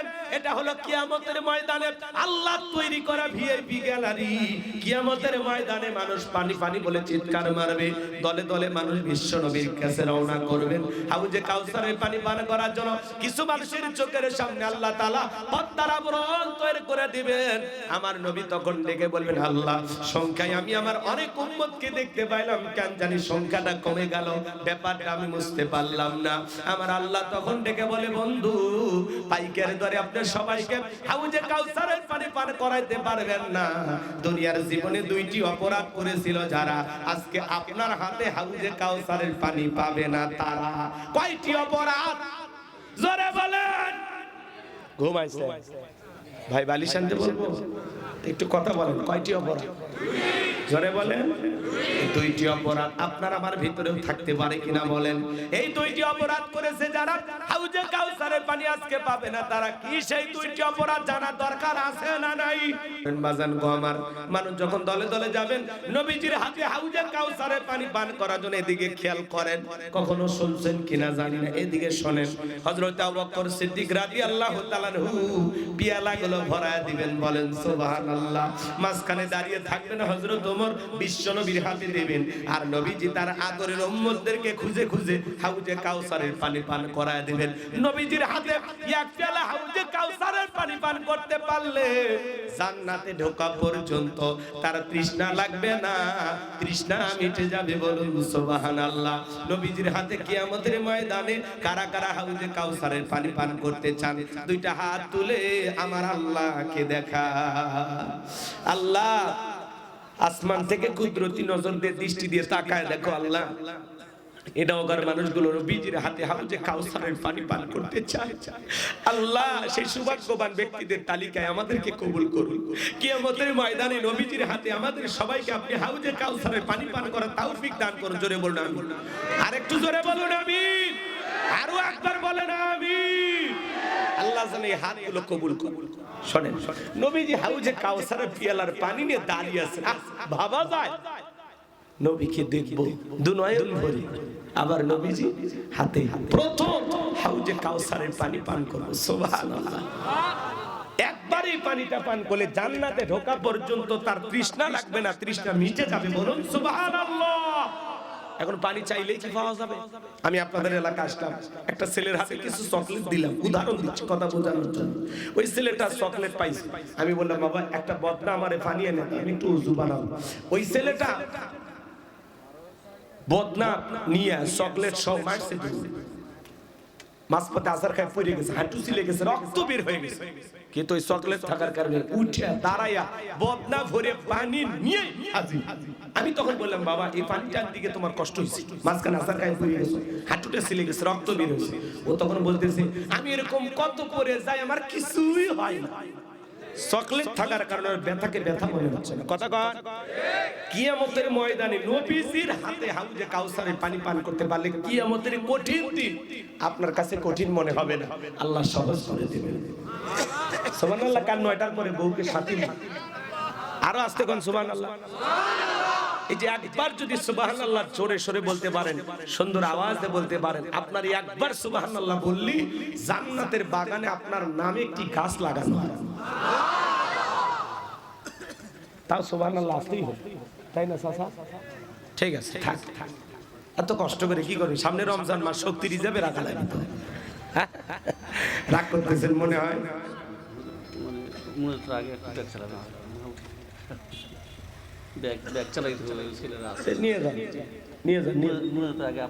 এখনই নিয়ে যান, চলে যেতে পারে আমার লোকজন। ছেলে পেলে ব্যাগ নিয়ে যাবে, আপনারা একটু দেবেন। যারা পরে আসছেন অনেকে দিতে পারেনি, একটু যাবেন, ছেলে পেলে যাবে দিয়ে দেবেন। আর কালেকশন করা ওইভাবে সুযোগ নেই, যাদের দিল নরম হয় দিয়ে দেবেন, মাদ্রাসাকে মহাব্বত করে দিবেন। বাজার ছেলে পেলে কয় ব্যাগ নিয়ে যাও, যাও ঘুরে আসুন, যা পারেন দেন। ওই পেছনে বেশি যাবে, পেছনে আমার ভাই এদিকে এদিকে ওয়াজ নষ্ট করে আমার খারাপ লাগতেছে। আর আধা ঘন্টার মতো ওয়াজ করলে যদি একটু শুনবেন তো ইনশাআল্লাহ একটা তাকবীর দেন, লিল্লাহি তাকবীর। পানি চাইলেই পাওয়া যাবে না, কাজ করতে হবে। হাউজে কাউসারের পানি অত সহজ? হ্যাঁ, ঠান্ডা পানিতে ওযু বানাইতে হবে। হঠাৎ করে কেউ নামাজ ধরলে পুরাতন মুসল্লি যারা আছে এরা এই নতুন মুসল্লি দেখে ঠাট্টা বিদ্রুপ করে, হ্যাঁ আজকে সূর্য কোন দিক উঠছে, উত্তর পাড়া বাদশার দিকে মসজিদে নামাজ পড়বি না 2 দিন পরে ছেড়ে দিবি, আল্লাহর সাথে তামাশা করিস না, আছে না নাই? এই কথা যে বলতেছে না মুরব্বি চাচা, আপনার এই কথা শুনে ওই ব্যক্তি যদি আসর থেকে আর মসজিদে না আসে আল্লাহর কাছে কি জবাব দিবেন বলেন? আপনি তো দাওয়াত দিয়ে 5 জনকে মসজিদে আনতে পারেন না, তাহলে হঠাৎ করে কেউ নামাজ ধরে তার নিয়ে কেন ঠাট্টা বিদ্রুপ করেন, কেন সমালোচনা করেন? এই অধিকার আপনাকে কে দিয়েছে? কথা বল। ভালোবাসা দেবেন, হিংসা করবেন না, ঠাট্টা বিদ্রুপ করবেন না, কাউকে ছোট করবেন না। কেউ মসজিদে আসছে দেখে বলে ভাতিজা তুমি নামাজে আসছো দেখে দিলটা ভরে গেছে, আল্লাহর কাছে দোয়া করি আল্লাহ যেন মৃত্যু পর্যন্ত তোমারে মসজিদে এসে নামাজ পড়া তৌফিক দান করে। আপনি দোয়া করেন, তারে পারলে আসরে নামাজ পড়ে তারে নিয়ে এক কাপ চা খান। কথা কন, খবরদার সমালোচনা করবেন, বুঝেন নাকি রাগ করবেন? কেউ নামাজ ধরলে হঠাৎ করে দেখবেন আমাদের গ্রাম অঞ্চলে হয়, আপনাদের এলাকা হয় কিনা জানি না, ওই নতুন মুসল্লি নিয়ে দুই চারটা কথা শুরু হয়, কেন রে ভাই কথা বলে না, 10 জনকে দাওয়াতে মসজিদে টানতে পারেন না, আর আপনার কথা শুনে একজন যদি মসজিদে আসা বন্ধ করে দেয় আল্লাহর কাছে কি দিবেন, কি জবাব দিবেন? আল্লাহ যেন হেদায়েত দান করেন। এটা জোরে কোন আমিন। এদিক শুনে, যুবক বয়সে দাঁড়িয়ে রাখলে ওইটা নিয়ে সমালোচনা, এই বয়সে দাঁড়িয়ে রাখলে কথা কথা, যুবক বয়সে দাঁড়িয়ে রেখে বউ নিয়ে ঘুরতে গেছে, ভাবি আসসালামু আলাইকুম, সাথে চাচার খবর কি?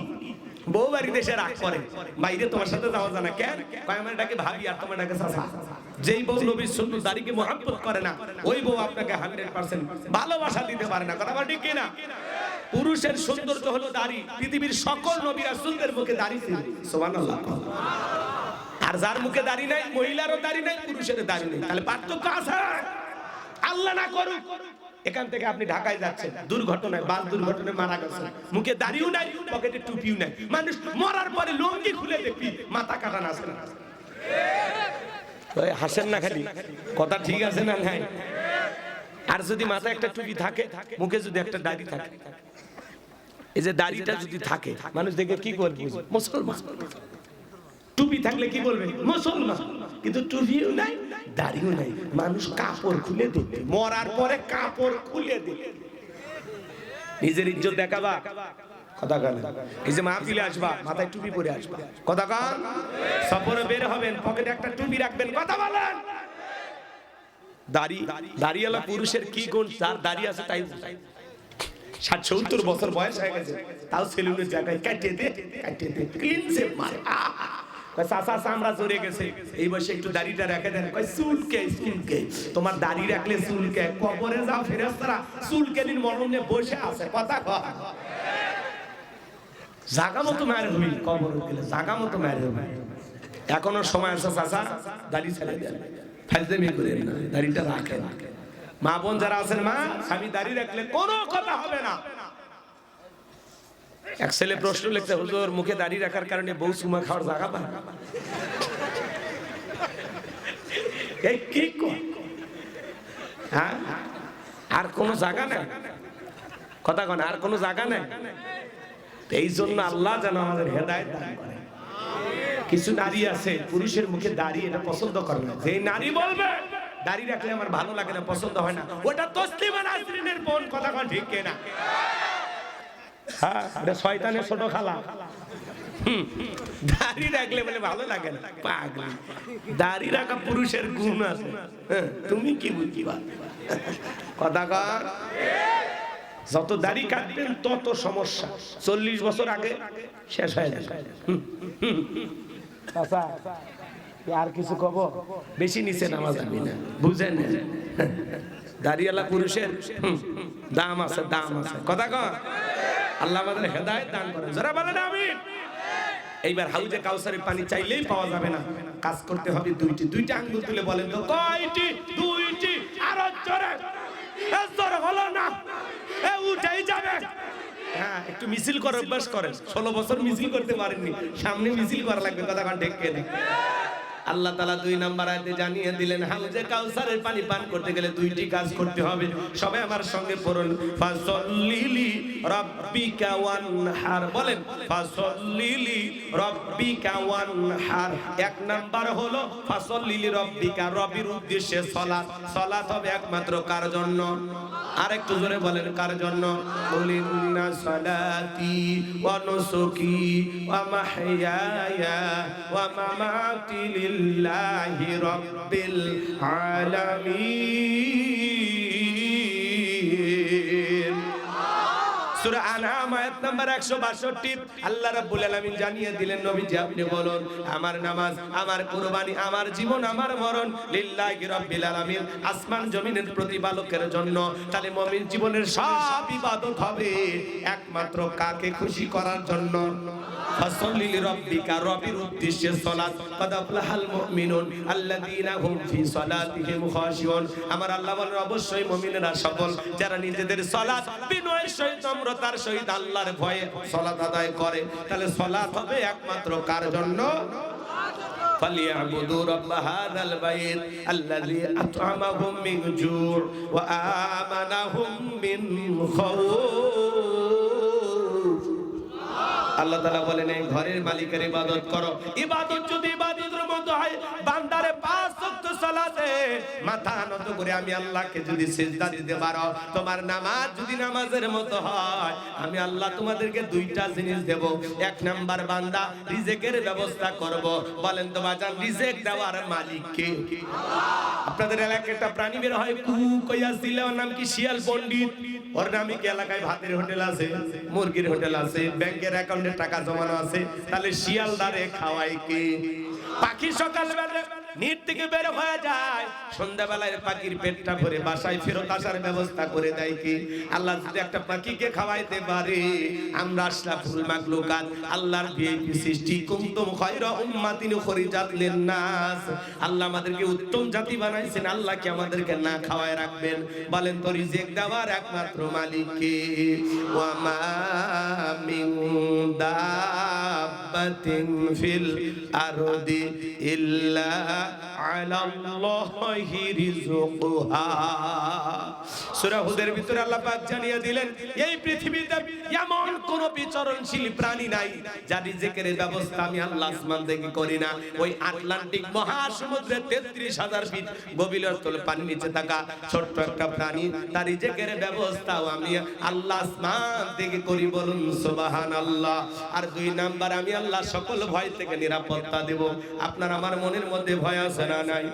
পরশা থেকে 2 লাখ টাকা নিয়ে নোনাহারে আসবেন, রাত 2টা বাজে মনে মনে ভয় লাগে, আল্লাহ 2 লাখ টাকা নিয়ে বাড়ি পর্যন্ত যাইতে পারবো নাকি? ছিনতাইকারী টাকা, ছিনতাইকারী চোর ডাকাতের কবলে পড়ে টাকা জান দুইটাই হারাবো, ভয় আছে না নাই?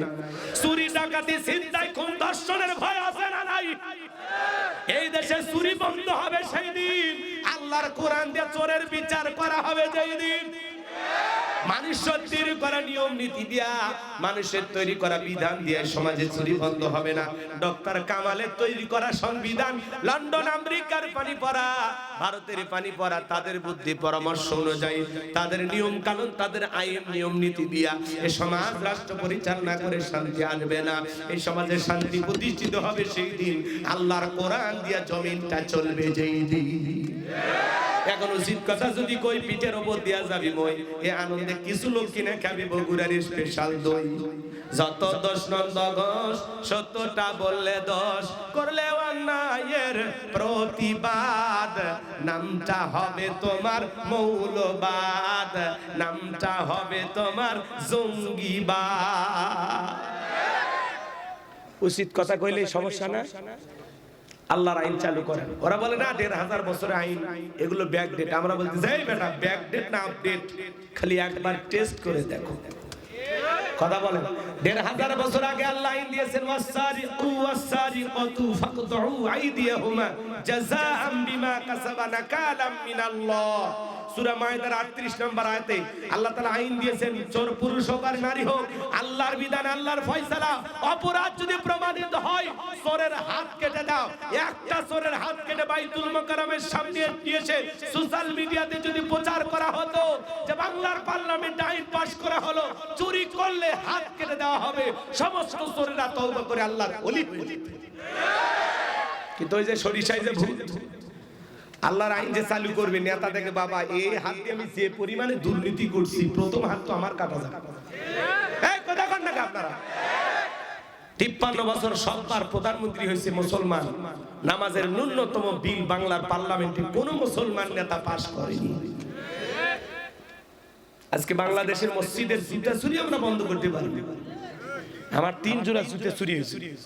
আমি যে মসজিদে জুমার খুতবা দেই ২-৩ বছর আগে ওই মসজিদের মাইক চুরি হয়। সেটাতে আসান হয়। চিন্তা করে কথা কয় না। ঢাকা কল্যাণপুরে বাস স্ট্যান্ডে একটা মসজিদে নামাজ পড়তে গেলাম, কমপক্ষে 26টা জায়গায় সাইনবোর্ড লাগানো আছে, চোর হইতে সাবধান, পকেট মার হইতে সাবধান। মসজিদের দেয়ালে দেয়ালে লেখা আছে কি, চোর হইতে সাবধান, পকেট মার হইতে সাবধান। চিন্তা করে, তাহলে এই সমাজে চুরি বন্ধ করতে হলে লাগবে কার আইন? একটা চোরের আইন। আল্লাহর আইন দিয়ে একজন জিনাকারী নারী পুরুষের বিচার যদি করা হয়, এই দেশের যুবকেরা ইফতিজিং করা দূরের কথা, নারী দিকে বাঁকা চোখে তাকানো দূরের কথা, মাঝে মাঝে ওদের স্বপ্ন দোষ বন্ধ হয়ে যেত। কথা বলে ঠিক কিনা? আল্লাহর বিধানে শান্তি, আল্লাহর বিধানে মুক্তি। কোন আইনে বান্দাকে কন্ট্রোল করা যায় আল্লাহর চাইতে আমরা বেশি বুঝি। একটা সরে হাত কাটেন, চলেন, পুরো বাংলাদেশ ঠান্ডা হবে। আজকে বাংলাদেশে অলিতে গলিতে চিন্তা কারা করতেছে বোঝেন না? ক্ষমতা নাই, রাজনীতি নাই, কি করবি? তো শিখছে বলে ধান্দাবাজি, এজন্য অলিতে গলিতে ওরাই চিন্তাই করতেছে। কথা কয় না কেন? বাংলাদেশের আগে এত চুরি চিন্তা ছিল, এখন বেড়ে গেছে না, তো বেকার হয়ে গেছে। মা চলে যাওয়াতে সন্তানগুলো বেকার হয়ে গেছে, ওরাই ও কাম করতেছে। কথা কয় না?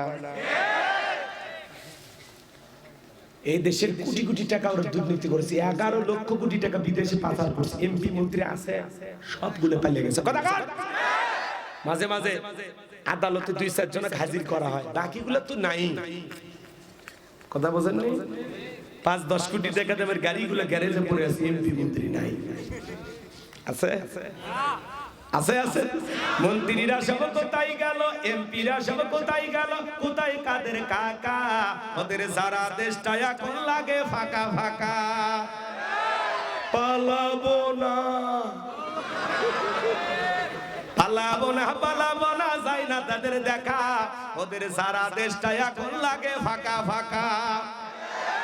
আইন মন্ত্রী আটকে গেল আইনেরই ফাঁকে, দাড়ি সারা দরবেশটারে ভণ্ড ভণ্ড লাগে। শুনেছি ভাই কত নেতা নেত্রী খাইতেছে ভাই ডান্ডা, বিচারপতি কালা মালিকের ফাটিয়েছে নাকি আন্ডা। এটা আমার খবর না, মিডিয়ার খবর। এই বিচারপতি শামসুদ্দিন মালিক আল্লামা সাইদি হুজুরকে মৃত্যুদণ্ডের রায় দিয়েছিল। আমরা বলতে চাই ওই বিচারক নামের কুখ্যাত কালা মালিককে মৃত্যুদণ্ডের রায় দিতে হবে। 116 জন আলিমের তালিকা করে দুদকের কাছে জমা দিয়েছিল। আমার রোল নাম্বার ছিল 23, সিরিয়ালে আমি কত? আপনারা চেনেন না, ওরা ঠিকই চেনে। বাতিলদের টার্গেটে পড়া মানে কি, দাওয়াত জায়গা মতো লাগতেছে, কাজ হচ্ছে। কথা কও। আর আপনি খালি কান ধরে টান মারবেন, আপনার কেউ খুঁজবি না। হক কথা বলতে হবে। অবস্থা যেমন, কয়দিন বাঁচবো ভাই? এই যে এখন কথা বলতেছি, বলা যায় এটা আমার জীবনের শেষ মাহফিল হতে পারে। আগামীকালকে হয়তো অলিতে গলিতে সব জায়গায় নিউজ প্রচার হয়ে যাবে, গোলাম রব্বানী নাই মাহফিল থেকে ফেরার পথে আল্লাহর ডাকে সাড়া দিয়েছে। সেদিন কি করবেন? কিচ্ছু করার দরকার নেই, খালি একটু দোয়া করবেন। আপনাদের মোনাজাতে আমার একটু শামিল লাগবে। যেদিন শুনবেন আল্লাহর গোলাম রব্বানী নাই, সেদিন একটু মন থেকে দোয়া করবেন, আল্লাহ যেন আপনাদের দোয়ার কারণে আমাকে ক্ষমা করে দেন। কিয়ামতের ময়দানে আল্লাহ যদি আমাকে শুধু একবার বলে, যা তোরে মাফ করে দিলাম, এর চাইতে বড় পাওয়া আমার জীবন আর কিছু হতে পারে না। কথা বলেন ঠিক? দুনিয়া চিরকাল থাকার জায়গা না, হক কথা বলতে হবে, হক কথা বলতেই হবে। কথা বলেন ঠিক কিনা? লম্বা হবে বাজার, লম্বা করার কোনো সুযোগ নাই। চলেন আমি সামনের দিকে নিয়ে যাই। ফাসল্লি লিরাব্বিকা ওয়ানহার, এক নাম্বার রবের উদ্দেশ্যে সালাত আদায় করা লাগবে। নামাজ হবে একমাত্র কার জন্য? আল্লাহ তাআলাকে খুশি করার জন্য নামাজ পড়া লাগবে।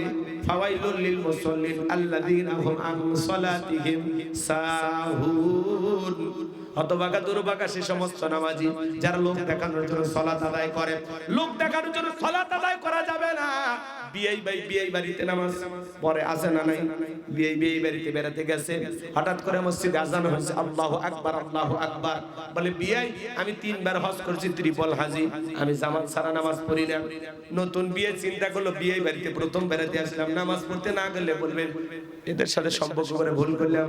তখন বলছে বিয়ে আমরা পড়ি মাঝে মাঝে গিয়ে আর কি। মাঝে মাঝে গ্যাপ যায়। তার মানে কেউ পরিস্থিতির শিকার হয়ে বাধ্য হয়ে নামাজ পড়ে। নতুন জামাই শ্বশুর বাড়িতে ঘুরতে গেলে শাশুড়ি বলে বাবা আজান দিছে মসজিদে যা, মুরব্বিদের সাথে দেখা হবে। মানুষ বলবে অমুক একটা জামাই ভাইছে নামাজি, শাশুড়ি একটু পিঠা খাওয়ার আশায়, শাশুড়ি 500 টাকা গিফট হওয়ার আশায় মসজিদে যা। নতুন জামাই কথা কয় না, নতুন জামাই মসজিদে যা 2-4 দিন নামাজ পড়ে, কিন্তু 2-4টা বাচ্চা কাচ্চার বাবা হয়ে গেলে বিড়ি টানতে টানতে জামাই গ্রামে ঢোকে। কেরা জামাই নামাজ গেল কোটি তো, হ্যাঁ আদব কায়দা গেল কোটি। যত বুড়া হয় তত আর শয়তানি বাড়ে। এরকম জামাই নাই? প্রথম দিন আসে কি সুন্দর নামাজ পড়লো মসজিদে, আরে 2-3টা বাচ্চা কাচ্চার বাবা হয়ে গেছে, আর মসজিদে যায় না।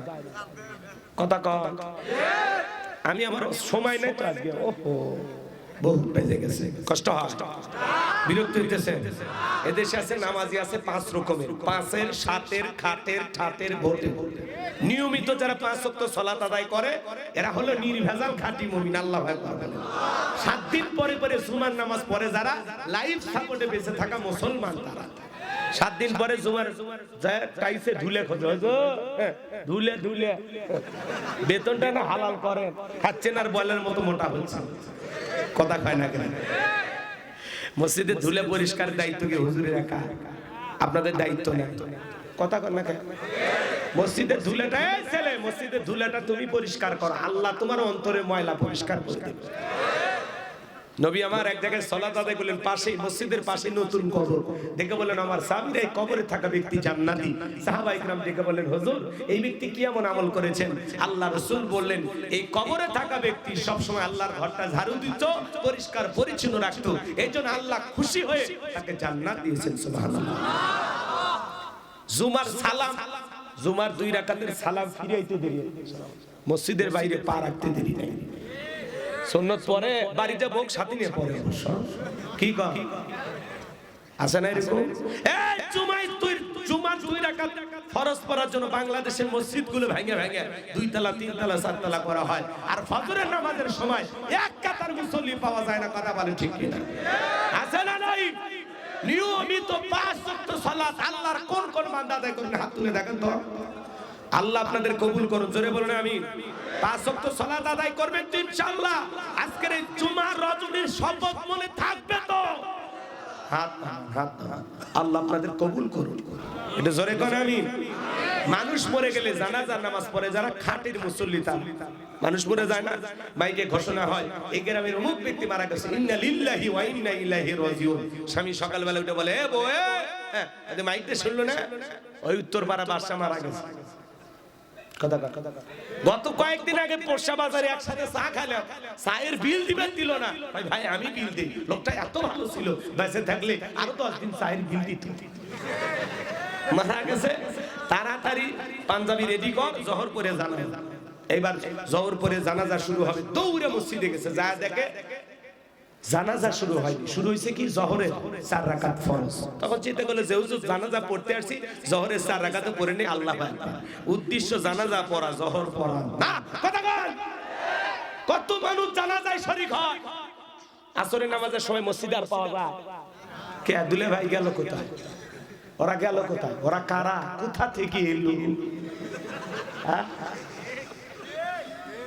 ওরা কারা? কোথা থেকে এলো? হারিয়ে গেল কোথায়? এই হলো মানে যখন ওই মৃত্যুর লাশটা সামনে থাকে, আফসোস হুজুর ওয়াজ করে ঠিক ঠিক হুজুর ঠিক, মানে এমন আফসোস অনুশোচনা করে মনে আজকের পর থেকে আর জীবনে মসজিদ ছাড়বি না। বাড়ির যে টুপি খোলা শেষ, হুজুরের ওয়াজ উড়িয়ে গেছে, উড়িয়ে গেছে। আছে না নাই? 2 ঈদের নামাজ পড়ে যারা ঠাটের মুসল্লি, ঠাটের মুসল্লি বোঝেন না? নতুন নতুন জামা, ঈদের মোশান, সেই বউ বলে দেখ তো কেমন লাগে, বউ বলতেছে তুমি আমার গরিবের শাকিব খান, সেই লাগতেছে। কথা কন না? এইবার ঈদের মাঠে যা, হুজুর বলে হুজুর আসেন কোলাকুলি করি।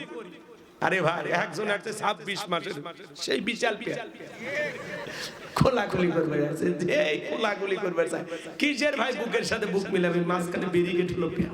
কোলাকুলি তো হচ্ছে না, খালি হচ্ছে পেটা পেটি। কথা কোন ঠিক?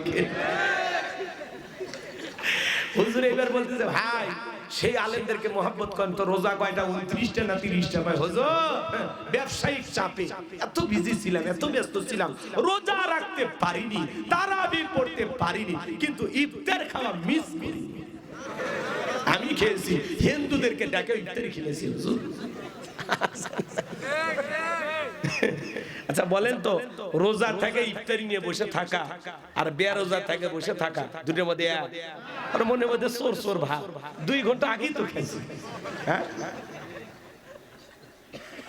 যে ব্যক্তি রোজা রাখে এটা আল্লাহর ভয় ইয়া আইয়ুহাল্লাযিনা আমানু কুতিবা আলাইকুমুস সিয়াম কথা বলেন না কেন এই যে সিয়াম আল্লাহ তাআলা আমাদের উপরে ফরজ করেছেন কেন আমাদের পূর্ববর্তী যারা এসেছিল তাদের উপরে সিয়াম ফরজ ছিল এর মাধ্যমে আমরা যেন কি অর্জন করতে পারি লাআল্লাকুম তাত্তাকুন তাকওয়া অর্জন করতে পারি পরহেজগারিতা অর্জন করতে পারি সকাল থেকে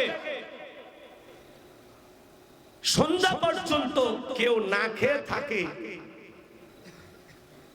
এটা ইচ্ছাকৃত না এটা আল্লাহ তাআলাকে রাজি খুশি করার জন্য লোক দেখানোর জন্য সকাল থেকে কেউ সন্ধ্যা পর্যন্ত না খেয়ে থাকে না কোনো পাগলও থাকে না এটা একমাত্র আল্লাহ তাআলাকে খুশি করার জন্য থাকে কথা বলেন ঠিক না রমজান আমাদেরকে পরিশুদ্ধ করে দেবে রমজান আমাদের গুনাহগুলো maaf করে দিবে আমরা যেন রমজানে বেশি বেশি নেক আমল করতে পারি আল্লাহ যেন আমাদের তৌফিক দান করেন রহমত মাগফিরাত নাজাতে ভরা এই রমজানের পবিত্র একটি মাসে আল্লাহ তাআলার গোলামির মাধ্যমে আমরা যেন কাটাইতে পারি আল্লাহ যেন তৌফিক দান করেন এটা জোরে বলেন আমিন একজন রোজাদারকে ইফতারি করাইতে পারলে একটা রোজার সওয়াব পাওয়া যাবে সুবহানাল্লাহ আমরা পারবো তো ইনশাআল্লাহ মানুষকে ইফতারি করাইতে পারবো তো ইনশাআল্লাহ আল্লাহ কবুল করেন জোরে বলেন আমিন রমজান মাসে যত বেশি দান করবেন এই মাসে দান করলেন আপনি 1000 টাকা সর্বোচ্চ 70000 টাকার সওয়াব পাবেন কিন্তু রমজান মাসে যদি 1000 টাকা দিতে পারেন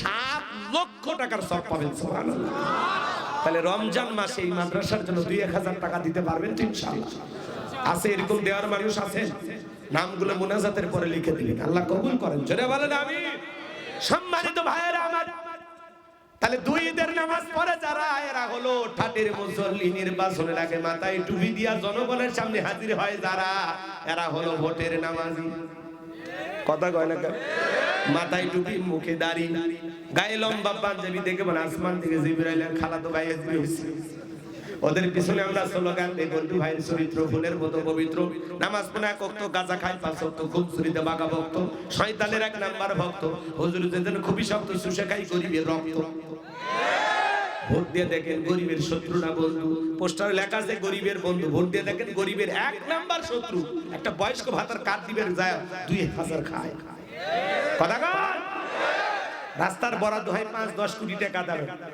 একেবারে পকেট নিচ থেকে উপর পর্যন্ত ভরাইতে গিয়ে আর বেশি মানে রাস্তার কাজ করার মতো টাকা থাকে না 1-1.5 কোটি টাকা দিয়ে কোনো মতে খালি আলকাতরা দিয়ে পিস কালো করে ধুয়ে যায় ছাগল পেশাব করলে ভাইটে যায় ব্রিজের ঢুকানোর কথা রড ঢুকে দিয়েছেন 5 ব্রিজ উদ্বোধন করার আগে রুকুত চলে যায় কথা কন এরকম দুর্নীতিবাজ নেতা আছে আগামীতে সৎ যোগ্য ভালো নেককার আমানতদার আল্লাহওয়ালাদের দরকার কথা কন আল্লাহ এই দেশকে দ্বীনের জন্য ইসলামের জন্য কবুল করুন আমিন নেককার মানুষদেরকে আমাদের নেতা বানান আল্লাহ কবুল করেন জোরে বলেন আমিন 5 ওয়াক্ত সালাত মসজিদে গিয়ে সবাই আদায় করবেন তো ইনশাআল্লাহ তাহলে ফাসাল্লি লিরাব্বিকা ওয়ানহার 1 নাম্বার রবের উদ্দেশ্যে সালাত 2 নাম্বার ওয়ানহার মানে কুরবানি করা নিজের আমিত্বকে কুরবানি করা অহংকারকে কুরবানি করা নিজের ভিতরে থাকা পশুসুলভ আচরণকে কুরবানি করা দেশের জন্য শহীদ আবু সাঈদের মতো কুরবানি হওয়া মুক্তের মতো কুরবানি হওয়া নিজের জান মাল অর্থ সময় সব কুরবানি হবে কার জন্য ফাসাল্লি লিরাব্বিকা ওয়ানহার রবের জন্য কুরবানি করা আল্লাহ কবুল করেন জোরে বলেন আমিন আপনাদের মসজিদের ইমাম সাহেব করবে যারা কুরবানি দিবেন 3টা জিনিস খেয়াল রাখবেন আমার দিকে তাকান আমরা কি করি 7 জন একটা ভাগে গরু কিনে 4 জন দড়ি ধরে টানে পিছন থেকে 3 জন ঠেলে এমন গরু রে ভাই সব শরীরের হাড় দেখা যায় যে গরুর উপরে বয়স্ক ভাতা ওয়াজিব এমন একটা গাবি জবাই করলে কুরবানি হবে হবে না কুরবানি স্থান পর্যন্ত হাঁটে যাবার পারে না কোলত করে নিয়ে যায় হুজুর বলে চাচা এই দুর্বল গরু জবাই করে না কয় না হুজুর উপরে হাত দেখা গেলে ভিতরে গোশত সেট করা আছে কথা বলে ওগুলো গরুর গোশত টান দিবি এর থেকে চলে যাবি বাড্ডা আবার ছাড়িয়ে দিবেন, চলে আসবে পোরশা। কথা কন, এগুলো জবাই করা যাবে না। আল্লাহ বলেন তা সুরুন নাদিরিন, চমৎকার হুষ্টপুষ্ট দেখতে সুন্দর। চাচা ওটা ভাষা করেন, ওটা ভাষা করেছেন আপনারা, দোয়া করে দেবো অল্প সময়ের মধ্যে, রাগ করেন না। আর কয়েকটা কথা বাকি আছে, খারাপ লাগে যারা ওটা ভাষা করতেছেন, যদি পারেন আমার গাড়িতে আমার লেখা একটা বই আছে, শেষ বিদায়। একজন মৃত মানুষকে নবীজির তরিকায় কিভাবে বিদায় করতে হয়, স্বামী স্ত্রী মারা গেলে একে অপরকে গোসল করায় দিতে পারবে কিনা, মৃত স্বামী স্ত্রীকে চুমা খাওয়া যাবে কিনা, মৃত ব্যক্তিকে চুমা খাওয়া জায়েজ না হারাম, আত্মহত্যা করে মারা গেলে তারা জানাজায় যাওয়া যাবে কিনা, নদী ভাঙন এলাকায় মানুষ মারা গেলে চতুর্দিকে পানি আর পানি, কিভাবে লোকটার দাফন কাফন হবে, মৃত্যু সম্পর্কে অনেক প্রশ্ন আমরা আলেমদের কাছে জিজ্ঞাসা করি, অনেক সময় আলেমও খুঁজে পাই না, উত্তরও মেলে না। বইটার ভিতরে অনেক উত্তর দেয়া আছে, জান্নাত জাহান্নাম সম্পর্কে, কবরের সলজব সহ, বিশেষ কিছু দোয়া সহ, 2টা গজল সহ, আমার মাদ্রাসার ঠিকানা, মোবাইল নাম্বার সব বইটার ভিতরে পাবেন। যদি পারেন 76 পৃষ্ঠার বইটা যদি পারেন স্মৃতি হিসাবে আপনারা নিয়ে যাবেন, 50 টাকা হাত দিয়ে দিন। সামনে রমজান মাস, বই পুস্তক পড়ার দরকার আছে না নাই? যুবকেরা এগুলো পড়ে না, ওরা পড়ে উপন্যাস, প্রেম কেন কাঁদায়, যৌবনের মৌবনে অভিশাপ্ত রাত, মিলন হবে কতদিনে, তোর মরণের পরে। এগুলো আজে বাজে উপন্যাস কিনলে চরিত্র ধ্বংস হয়ে যাবে। প্রত্যেকটা মুসলমানের ঘরে একটা সিরাত গ্রন্থ থাকার দরকার আছে না নাই? নবীজির জীবনের শুরু থেকে শেষ পর্যন্ত প্রত্যেকটা মুসলমানের জানার দরকার আছে না? এদিক এদিক এদিক খেয়াল করেন, যারা যাবেন মা বোনেরা বইটা সংগ্রহ করতে পারেন, যদি পারেন গাড়িটা এবারে কাছ থেকে আপনারা নিয়ে যাবেন। এদিকে শুনে, এদিকে আমার দিকে তাকান আমার ভাইয়েরা। ওয়ানহার মানে কুরবানি করা।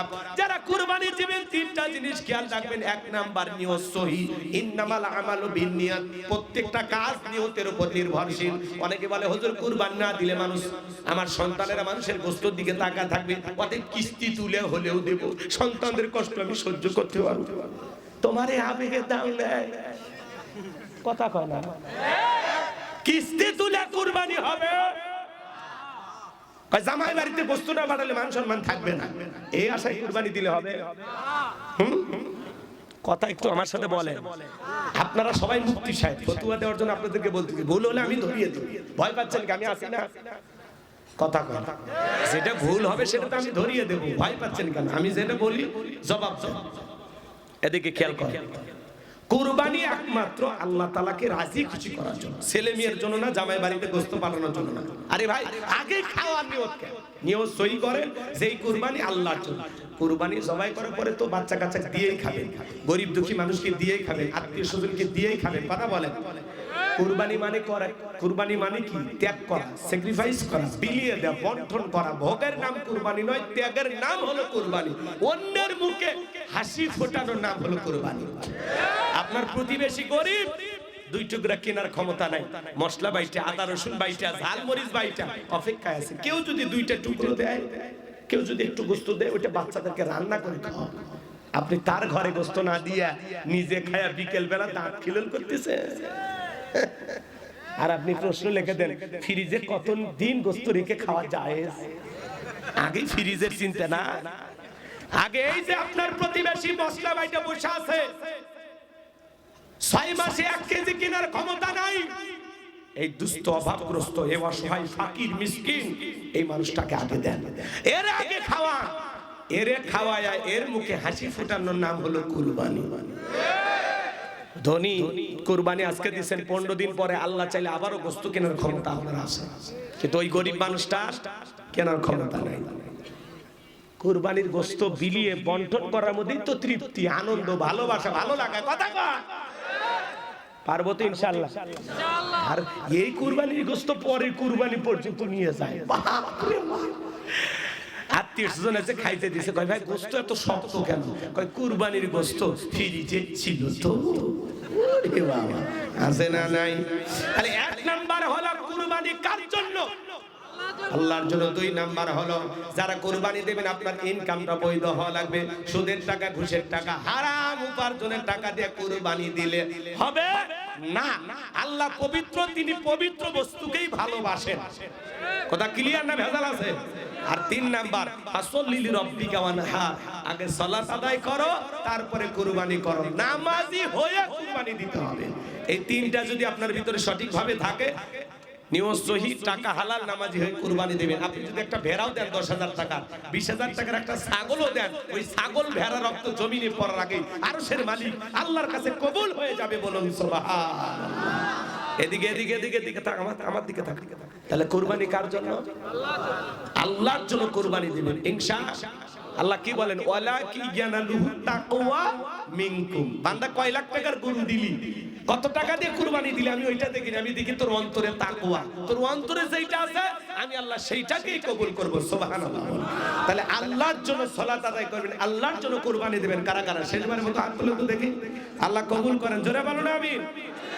এইবার হাত নাম্বার 3 নাম্বার আয়াত আল্লাহ রাব্বুল আলামিন বলেন ইন্না শানিয়া কাহুয়াল আবতার। আল্লাহু আকবার। আমার আল্লাহ ডেকে বলে নবী, যারা আপনাকে লেজকাটারি বংশ বলে আপনি মন খারাপ করবেন না, কষ্ট মনের মধ্যে নেবেন না গো নবী। যারা আপনাকে লেজকাটারি বংশ বলে তাদের বংশে বাতি জ্বালানোর কেউ থাকবে না নবী গো। আপনার ছেলে সন্তানগুলোকে আমি আল্লাহ উঠায় নিয়েছি, এজন্য কষ্ট মনের মধ্যে নেবেন না, ব্যথা পাবেন না নবী গো। এই দুনিয়াতে আপনাকে মহব্বত করে, আপনাকে ভালোবাসার কোটি কোটি রূহানি সন্তান আমি আল্লাহ পাঠাবো, যারা আপনার জন্য জীবন দিতে প্রস্তুত থাকবে। বলুন আল্লাহু আকবার। আমরা সবাই নবীজির রূহানি সন্তান। পৃথিবীতে 700 কোটির উপরে মানুষ, এর মধ্যে 200 কোটির উপরে মুসলমান। আমরা সবাই নবীজির রূহানি সন্তান। সুবহানাল্লাহ। নবীজির অপমানে যদি না কাঁদে তোমার মন, মুসলিম নয় তুমি মুনাফিক, নবীজির দুশমন। ফ্রান্সের লোকেরা নবীজির কার্টুন প্রদর্শন করলো, দেয়ালে দেয়ালে কার্টুন ঝুলাইছে, নাকটা বেঁকা করে মুখে কয়েকটা দাড়ি লাগা, বলে ইনি মুহাম্মদ জুরি কন্না উযুবিল্লাহ। আমার নবী কি দেখতে কার্টুনের মতো? এই পৃথিবীর সবচাইতে সুন্দর মানুষটির নাম মুহাম্মদ রাসূলুল্লাহ সাল্লাল্লাহু আলাইহি ওয়াসাল্লাম। যে নবীর চরিত্রের সার্টিফিকেট আল্লাহ দিয়ে বলেন ওয়া ইন্নাকা লাআলা খুলুকিন আযীম। নবী হলেন পুত পবিত্র মহান চরিত্রের অধিকারী। আযীম আরবিতে এমন একটি শব্দ যার গভীরতা মাপা যায় না। আটলান্টিক মহাসমুদ্রের কিনারায় দাঁড়িয়ে কেউ যদি চামচ দিয়ে পানি ছেঁচা শুরু করে, আপনারা কি বলবেন? লোকটা পাগল। পানি দিয়ে এদিকে করে চামচ দিয়ে পানি আটলান্টিক মহাসমুদ্রের শুকানো সম্ভব হলে হতেও পারে, কোনো না কোনো দিন হলে হতেও পারে, কিন্তু নবীজির চরিত্র নিয়ে আলোচনা করে শেষ করা যাবে না। এটা একটা মহাসমুদ্র যার কোনো কুল কিনারা নাই। বলুন সুবহানাল্লাহ। যে নবী 63 বছরের জিন্দেগিতে একটি মিথ্যা কথা বলেননি, এমন বিশ্ব রেকর্ড পৃথিবীর আর কোন নেতার আছে? জীবনে কখনো তুমি মিথ্যে বলনি, তাই তো তোমায় পেতে কাঁদে এই ধরণী।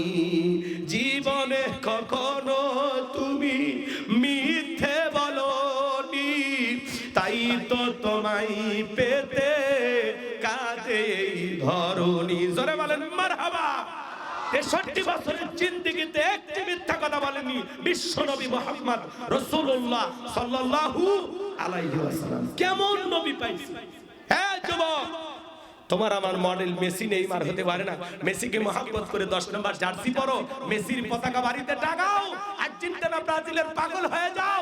এ যুবক, মেসি খ্রিস্টান, ওকে মহব্বত ভালোবাসা দিলে ওই মেসির সাথে তোমাকেও জাহান্নামে যেতে হবে।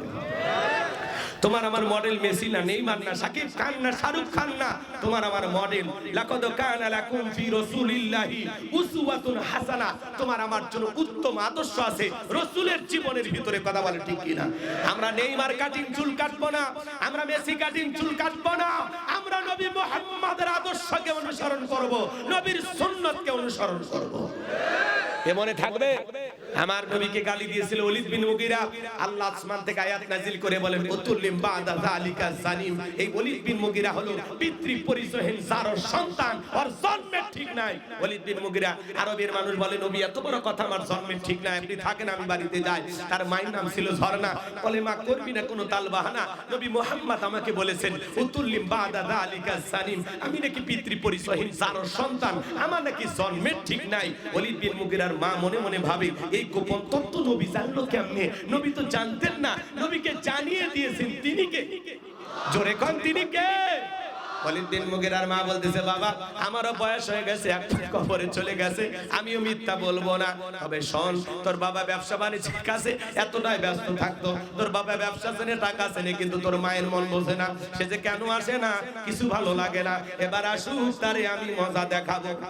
ভাইয়েরা যখন একটু দূরে দূরে থাকে, দেবর রাজা ভাবি দরজায় স্লোগান দেয়, ভাবি ভাইয়া তোমার বর, আমি যে দেবর, ভেবে দেখো ভাবি কার কত দাবি, ভাই গেছে মালয়েশিয়ায়, আমি তো দেশে আসি। রোমান্টিক দেবর ভাবি দুয়ারে হাজির। ভাবি ওই কথা শুনে খুবই খুশি, মাঝে মাঝে বলে ভাবি আপনার যে চেহারা দেখে মনে হয় না যে আপনার বিয়ে হয়েছে। এই বদমাইশ, বিয়ে না হলে ভাবি ডাকিস কার কথা কন।